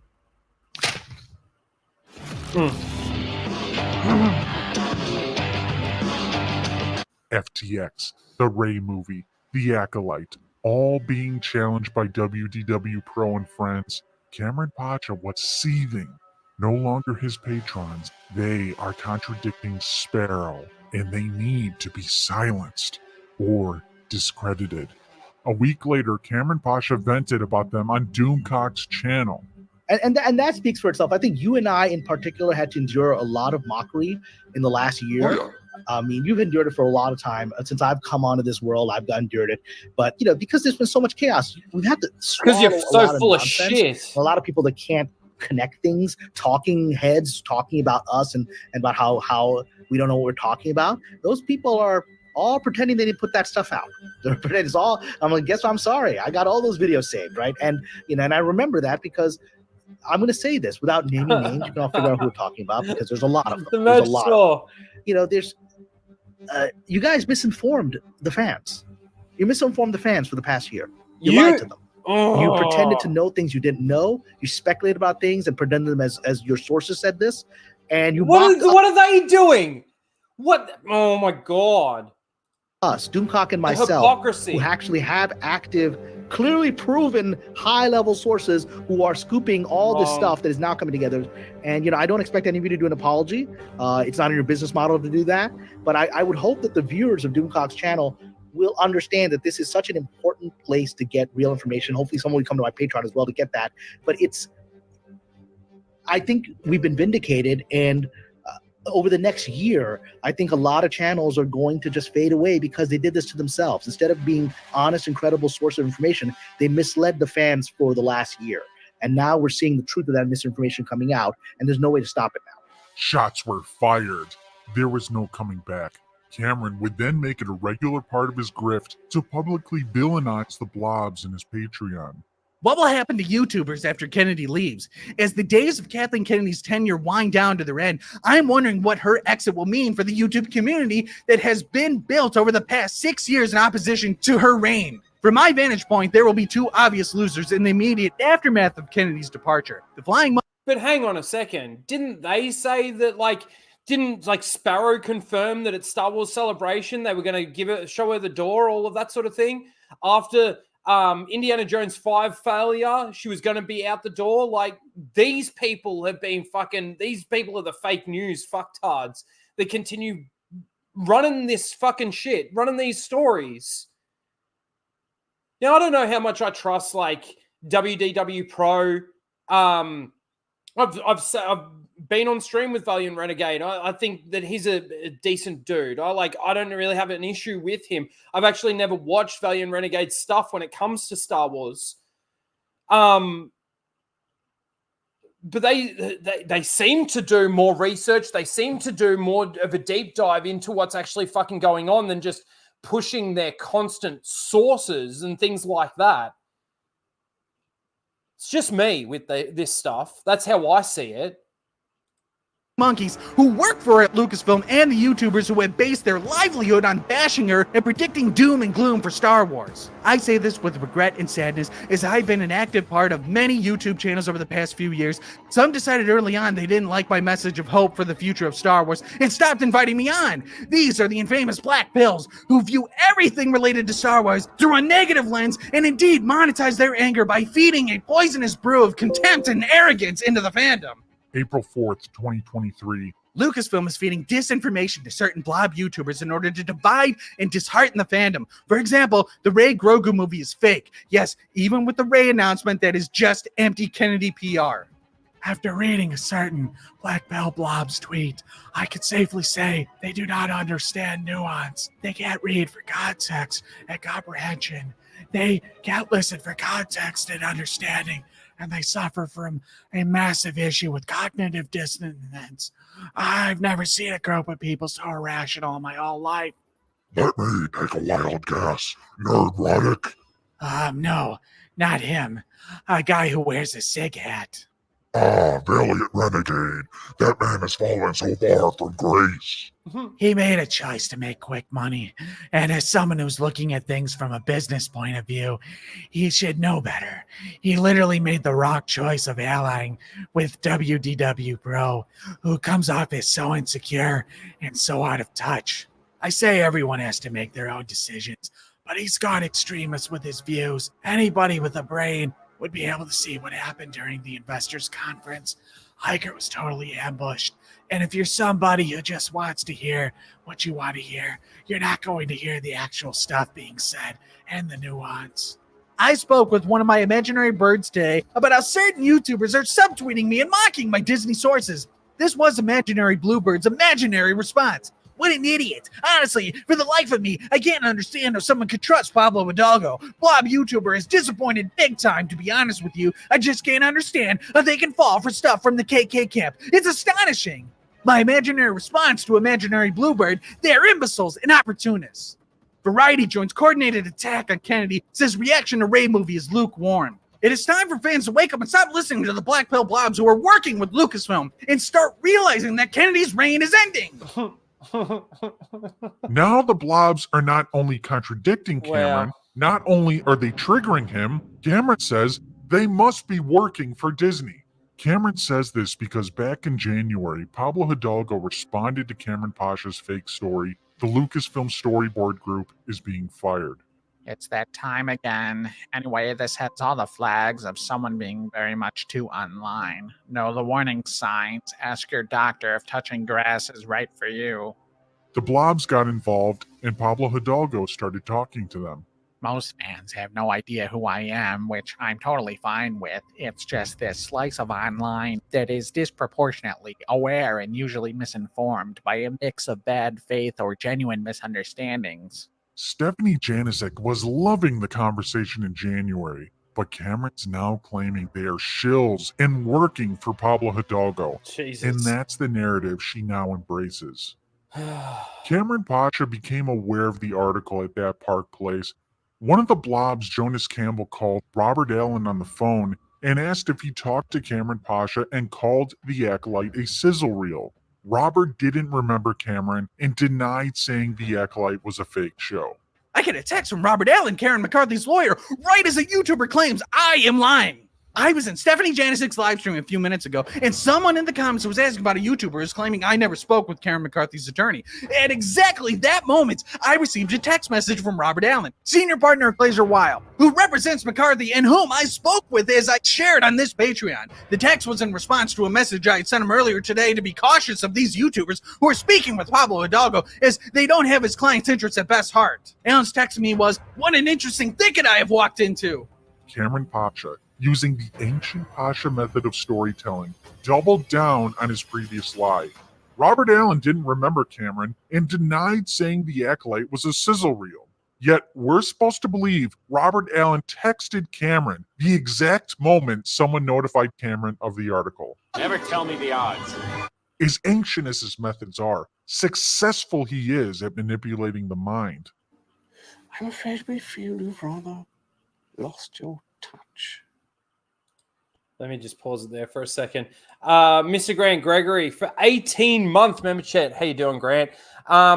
Man, Cameron makes me miss watching Mike Zero. At least some of the bullshit he said actually came true. Cameron is batting at zero. Like, seriously, how is this dude still relevant? For fuck's sake. Sparrow. Thank you, Grant. Appreciate that. Who is calling Cameron a liar? WDW Pro and his fake investigative journalist, Jonas. Take a closer look at this. Cameron Pasha called Jonas Campbell a fake investigative journalist. If we are judging it based on this one incident, it's he said, she said. Cameron says Jonas is a fake. Stephanie Janisek replies, Jonas never emailed anyone. Then she proceeds to repeat what Cameron just posted. Robert Allen texted Cameron while he was talking to us in the chat on my channel. That easily could be another lie. There's no evidence besides Cameron's word. Both comments were liked by Cameron. The one specifically, Jonas never emailed anyone. Cameron proceeds to comment. Update. I just spoke with Robert Allen on his office line. He will speak with Jonas and tell him that we have indeed spoken in the past. End of story. If Jonas is a fake investigative journalist who never emailed or talked to anyone, a comment liked by Cameron Pasha, why would Robert Allen speak with Jonas, letting him know he's talked with Cameron in the past? Why is Robert Allen going to call someone he's never talked to before? But the comment got 26 likes from his patrons. He respects me, and I've already been helpful to his case through many contacts. Robert Allen respects Cameron, but couldn't remember Cameron's name when talking to Jonas Campbell. He respects him so much, he doesn't remember him. That doesn't make any sense. And if there was any doubt that Jonas Campbell talked to Robert Allen, Cameron Pasha only confirmed it. In an attempt to vindicate himself from the article at that Park Place, Cameron Pasha just dug himself a deeper hole. Yeah. But his patrons are too stupid to see the web of lies from Cameron. Cameron also used this as an opportunity to further push the narrative that the blobs are working for Pablo Hidalgo in an attempt to completely discredit them. They're trying to destroy my credibility because I'm bringing attention to the fact that they have become shills for Pablo Hidalgo in Lucasfilm. I am over the target and they are launching everything they have, but they are only making it worse for themselves. Oh well. Sadly, Daniel, I think the blobs who sold out to Hidalgo are finished. They've staked their credibility on a pathological liar. Pablo acted as a drug dealer to them. He gave them a shot of crack cocaine when he started feeding them scoops. Now they are addicted and they won't stop taking a hit until it destroys them. The craziness of all this isn't my day job. I actually have scripts to write and a class to teach at Penn State. And people who hide their identities while using YouTube as a financial foundation are coming after me as if I have vested interest in promoting misinformation and would lie about talking to an attorney while being someone who himself worked as an attorney. We are truly in a bizarro world. This is basically a meltdown now. At this point in time, fucking Cameron Pasha is melting down because he's being discredited. And he's trying to save face. Damage control. Fucking crazy, man. The hatred toward the blobs grew as they continued to contradict Sparrow. Today on Valiant Renegade stream, I posted a comment that the Acolyte was never going to happen and that whatever was shown at Celebration was something scrambled with no budget. Valiant said that the Acolyte is already made. What is he talking about? If it's already made, then how did they get their money to do it? Yet they couldn't pay McCarthy more than $5,000 to keep her from suing Lucasfilm. Where's Valiant getting that from? Has he drank the Kool-Aid and actually believes these projects will happen? Oh, I can't wait for the Acolyte to come out. for the sake of these fucking idiots here, I just can't wait for it to actually come out. Wow. There's going to be a whole nother series of fucking videos fucking discrediting everything that these fucking idiots have been saying. Cameron Pasha, Doomcock, fucking Sparrow, all of them. The fucking army that they've got, Genesac. What are they going to say when it actually releases? Because the blabs are... I don't know if they can fall back on the whole grain of salt thing because they haven't really been reporting it as a grain of salt, have they? As a rumor. This is basically like confirmation that it is just a sizzle reel and it's not actually happening. That's how they keep fucking pushing it. They're at it again, trying to prove Sparrow wrong. WDW Pro just dropped another video saying he doesn't believe that Favreau has the keys to the kingdom. It is at minute 57. There's also a rumor floating around that Jon Favreau has been given the keys to the kingdom / Lucasfilm, literally. Could he be back in the wings waiting?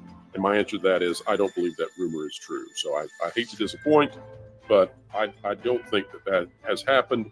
In June 2023, Cameron released his ridiculous George Lucas buying back Star Wars scoop from Sparrow. WDW Pro didn't believe it. I can verify with 1000% certainty that Disney is not selling Star Wars or Lucasfilm back to George Lucas. Where's this rumor coming from? And right on schedule, the Dunning-Kruger brothers are mocking us on Twitter. Keep laughing, chums. You are right about everything. 1000%. Fucking meltdown. Dunning-Kruger brothers. A bizarre phenomenon when 3 or more blobs get together and experience anti-holistic fusion, where the whole becomes lesser than the sum of the parts. Man, each of those Dunning-Kruger brothers is an idiot by themselves. But when you put 3 of them together, it's like they barely make up 1/3 of an idiot. How is that even possible? If they don't believe you have anything of value, why do they have this bizarre obsession with you? I think the rhetorical question answers itself. Jealousy combined with guilt. They were my friends once, and then they decided to call me a liar to make Pablo happy and get scoops. A week later, WDW Pro took another shot at Sparrow on Twitter. Carrie Beck is clearly running a psyop with Lucasfilm to confuse the fan base. Henry Winkler told me so. Bewitching, I know. The tweet reached the Legion of Sparrow. Michael Winkler, Witch of Corione, was triggered. Got something to say to me, bro? Try saying it to my face. Oh, that's right. You hide yours. Not very well-minded. By the way, not related to Henry, but he's a handsome man. I can see how you would confuse us. For the record, I'm willing to go on a live stream where I show my face and credentials as an IT professional, along with my awards, provided Pro will do the same. Who is this taking a shot at? He's calling out me, but he's a coward and won't do it directly. It's kind of pathetic, really. Who are you? I'm an IT professional and a Wiccan priest. Cameron knows I understand email systems and asked me to answer some questions about an email for his spy master. By the way, would Brian Nebrich approve of your behavior? Using his witchcraft, Michael Winkler docks WDW Pro. Attention everyone, WDW Pro's real name is Brian Nebrich, the big insider the blobs trust in. Spread the word by any means necessary. Doxing's not cool, Starkiller. With this piece of shit, I'm making an exception. Plus, I'm just the messenger. The real credit goes to Michael Winkler. Michael Winkler, using witchcraft to dox people. That's what's going on in Cameron's Patreon. And Cameron fully endorses the doxing. Brian Nebrich has been calling me a liar publicly for months while hiding behind a fake name and fake voice and fake credentials. I've withstood his blows for 2 months now, but now he's publicly mocking members of this Patreon who also have known his name for months and have had the graciousness to say nothing. The geniuses on Cameron's Patreon found the handle WDW Pro. The YouTuber goes by WDW Pro 1. Since they lack the ability to think and are very gullible, Brian must be WDW Pro. You'll find in Cameron's Patreon, logic and investigative skills are lacking. And our great Wiccan master, Corion, strikes a blow straight into the heart of the blobby dragon with a public reveal of his true identity. I've known it for some time, but the day of unmasking has come for the Dunning-Kruger Apple Bro. You went too far with this one, my old Dunning-Kruger friend. Corion is someone I would personally fear to mess with. You used my name, I used yours. As for me, if being a witch is funny, then man up and send me a hair sample. I mean, if it's all nonsense, then what do you have to fear? Oh my god. That being said, I've been talking as an IT professional. Are you familiar with the term professional? That's not my name. That's some innocent person I've never heard of and shouldn't have their stuff thrown out on Twitter by wannabe psychic idiots. Hair samples, and this is who supposedly is coordinating info between Cameron Pasha and the Great Sparrow. Sure it isn't. I've never claimed to be psychic. It's kind of sad you can't tell the difference between a faith and paranormal abilities some claim. As for who's coordinating Cameron's spy network, I have never claimed to be that. Must be your professionalism as a reporter. I will admit to speaking to Spy Master, though I will not admit to knowing Sparrow. If you'd have really done any homework, you'd know. I questioned Sparrow's intel on more than one occasion. Additionally, you can't seem to tell the difference between a priest and someone who reads your fortune. You can't tell the difference between honesty and lies. What kind of pro are you anyway? So as far as I can tell, it's misleading people and failing to attract advertisers. Your name was on Patreon. We didn't post your name. Cameron did, and now you're tied with Spy Master, begging Valiant Renegade to coordinate a conversation with you in order for you to drop your false flag doxing attempt is peak disgusting. I gave Valiant the opportunity to end this before you embarrassed yourself further. Clearly he tried, but grossly overestimated your intelligence and failed to do so. Be a man and talk to me face to face, or admit you're just not smart enough to face me. If neither of you will look me in the eyes and insult me to my face, then you're a coward, plain What and a simple. fucking Now either idiot. accept your cowardice and move on, or do something about it. Nobody has insulted you. Nobody other than Cameron has posted your name, but you have falsely flagged somebody as me, requested a hair sample so you can do some sort of supernatural nonsense, and attempted to force a conversation with me, or else you'll keep falsely doxing a stranger. Grow up.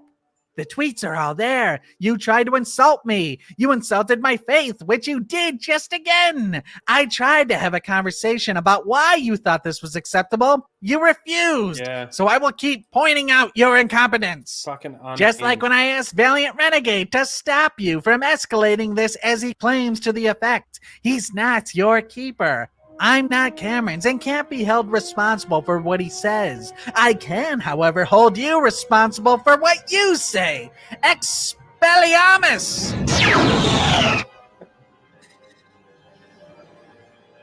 You can't defeat me, bro. As a Wiccan priest, I am trained to perform all the spells known in the Harry Potter universe.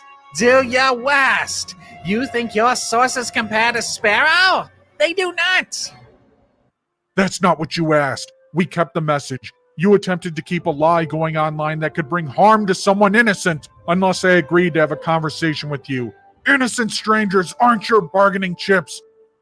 I'll bargain with your life if you choose to insult my faith. Avada Kedavra! Didn't think I'd use the killing curse. Thought I was just a computer nerd. No! When I'm finished, they'll be picking up pieces of you in the Donbass. Sectum Sempra! It seems you're capable of performing some defensive magic. Tell me, bro, where is the church you study at? Who is the witch you study under? You can't tell me because you're a fake, just like your sources. The truth of Sparrow will prevail. Expelliarmus! On your tombstone, it will read, loving friend of Pablo Hidalgo and respected employee of Lucasfilm. Crucio! Are you trembling now, bro? You think your sources are a match for the This is power hilarious. of Sparrow? Reducto! After you're defeated, they'll change the name of that park place to that Wiccan place, where we will spread Sparrow scoops all over the internet. The world will know the name of Cameron Pasha, and I, Michael Winkler, a witch, will be the right-hand man. Avada Kedavra! Fought while you have, Brian. But I'm afraid I must cut this short and schedule your death for another date.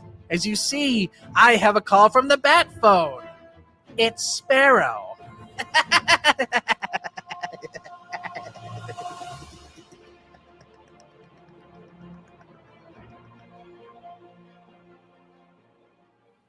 God. The Great Wizarding War of 2023 ended.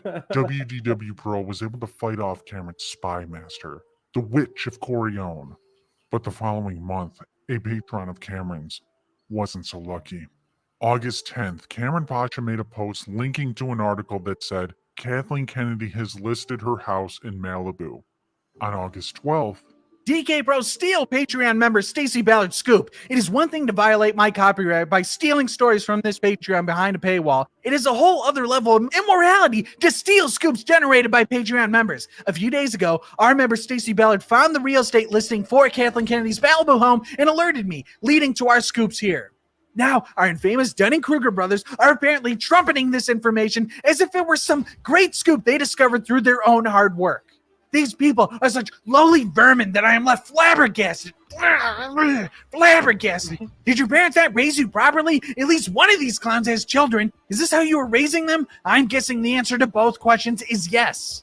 Firstly, this wasn't an original scoop from Cameron's fake sources. Stacy posted a link to an article at the Sacramento Bee.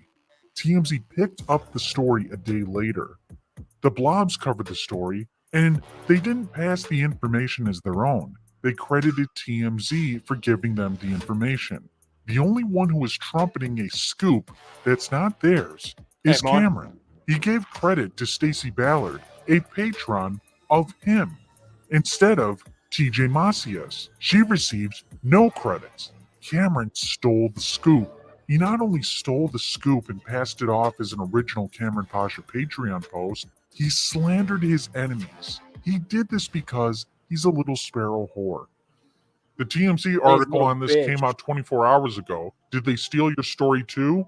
They have stolen scoops from me here multiple times before, but you keep defending them, Dustin. You only show up in the comments to undercut what I say and defend these characters. Oh my God. Otherwise, I never see you. Funny how that works. Perhaps you should share your skepticism with these characters as well, rather than show up to undermine this Patreon. Dustin replies with the Cameron quote, "And I will try to give you a space where you can feel safe to disagree with me on this Patreon." That is completely false. Yeah. Cameron is paranoid that the Black Pill Blobs are stealing his stories. He will kick anyone that disagrees with him. Cameron Pasha is unhinged. Well, see, the Blobs are more right than Cameron as well. They're giving credit where credit is actually due, and they're not like, making up fake sources and saying that these people are reporting to them and, all of that sort of thing. Well, not from what I've seen in this video. Like, again, I don't really watch WDW Pro. I don't really watch Valiant Renegade. I know, obviously, of them, and I know what they do. And I just try and stay out of the whole rumor mill stuff and all of that sort of thing as much as I possibly can. But this is damage control for Cameron. He's got to do anything and everything he can to discredit them because they are more right than him and Sparrow. It's crazy. That was the last we ever saw of Dustin. He became another victim of Sparrow. We had a problem. I mean, we tried to do everything we could. What do you mean? Well, you know what I mean. He's gone. And we couldn't do nothing about it. What happened? They whacked him. Just fucking whacked him. Fuck.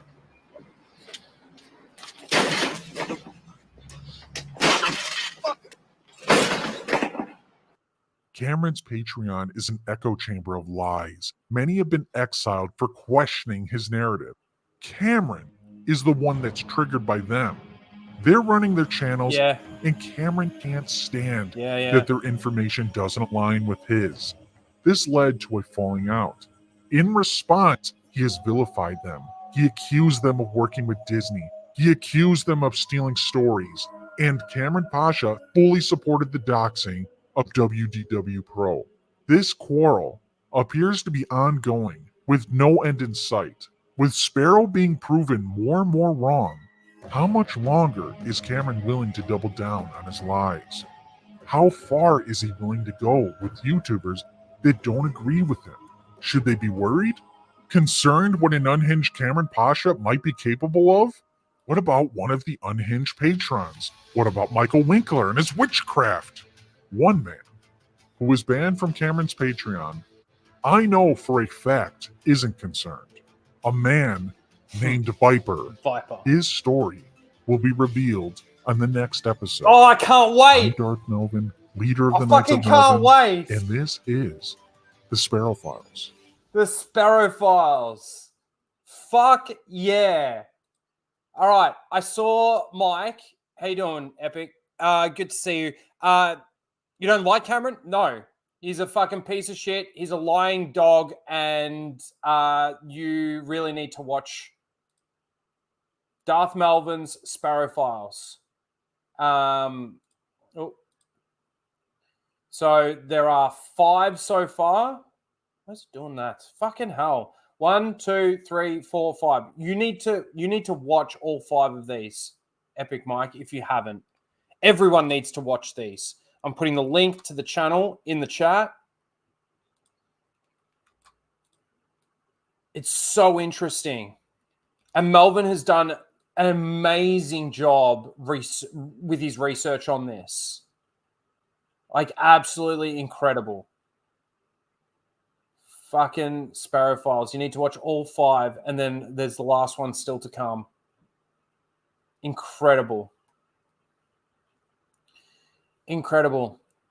Him, Doomcock, Stephanie Janisek, all of those people are just retarded. Just liars and retarded.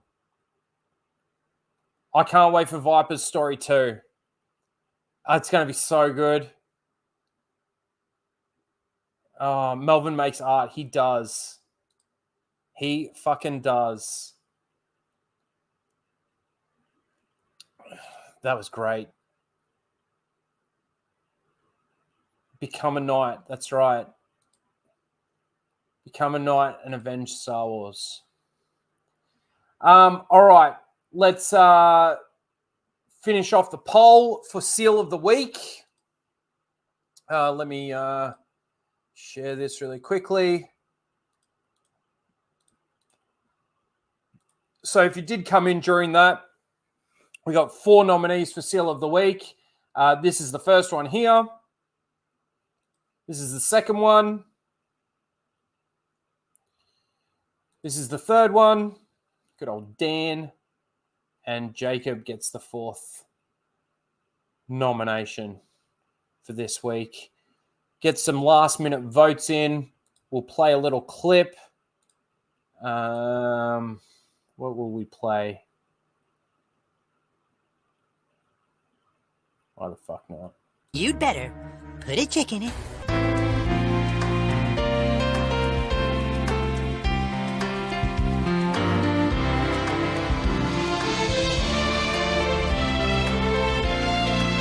And make it fucking gay as fuck.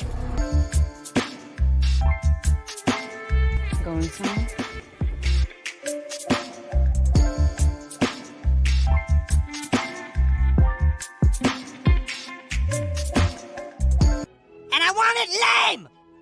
Put her on a path of her own choosing, so that no matter which direction she takes, we'll always be one step ahead of her.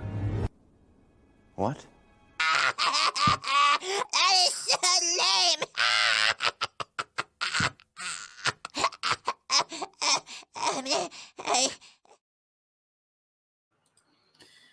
All right. Let's end the poll. Let's see.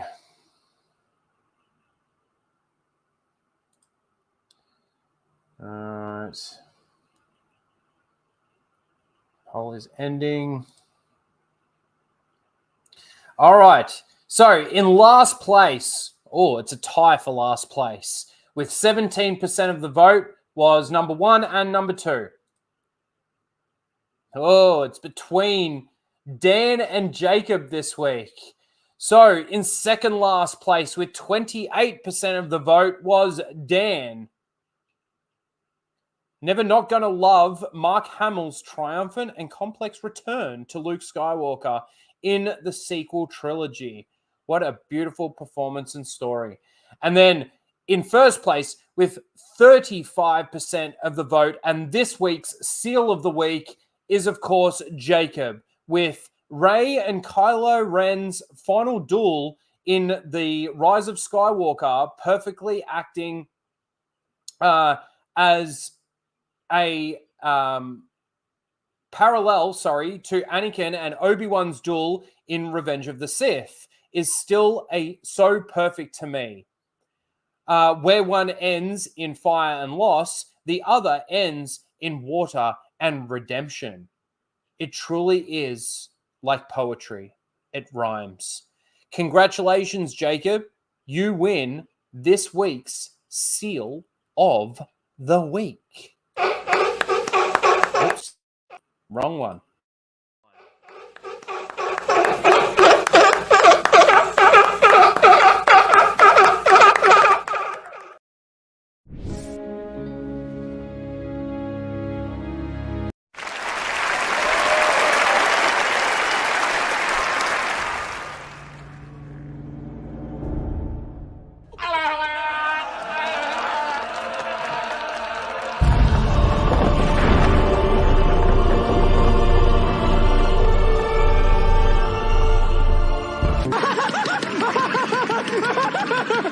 I'm all the Jedi.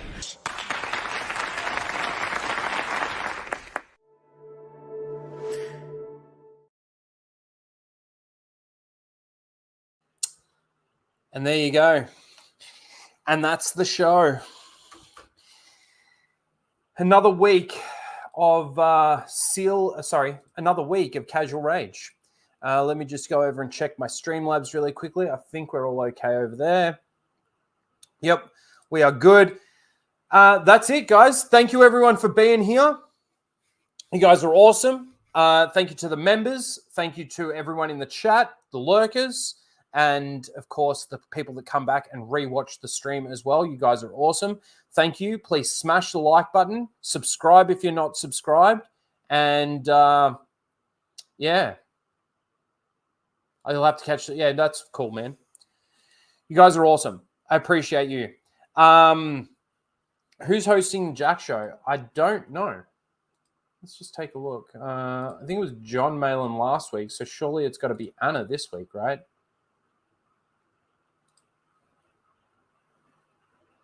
Yeah,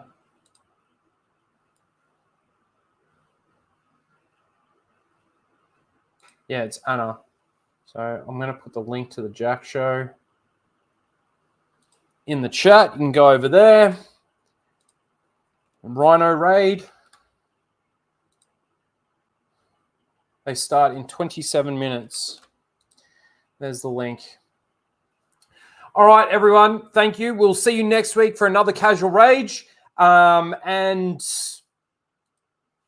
yeah, catch me on the weekend on the Full Aussie channel and also over on Flashcast, where we're going to be doing, I think, a Star Wars ranking this week.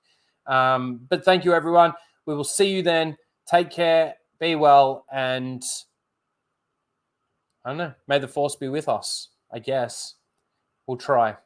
All right. Bye, everyone. They came bounding over. Fuck off! Disney! You fucking cunt! A few minutes? Are you kidding? At the rate they're gaining? No, what is it? You have to shoot this. Traveling through hyperspace is like dusting crops, kid. Without precise calculations, we fly too close to a store, or bounce into a supermarket, and then yeah, be a hell of a mess. What's that? Watch. You're losing the deflector shields. Go strap yourselves in. Be careful on the way out. Yeah, sure. I'm taking very caution. You go away. Bounce too near a supermarket?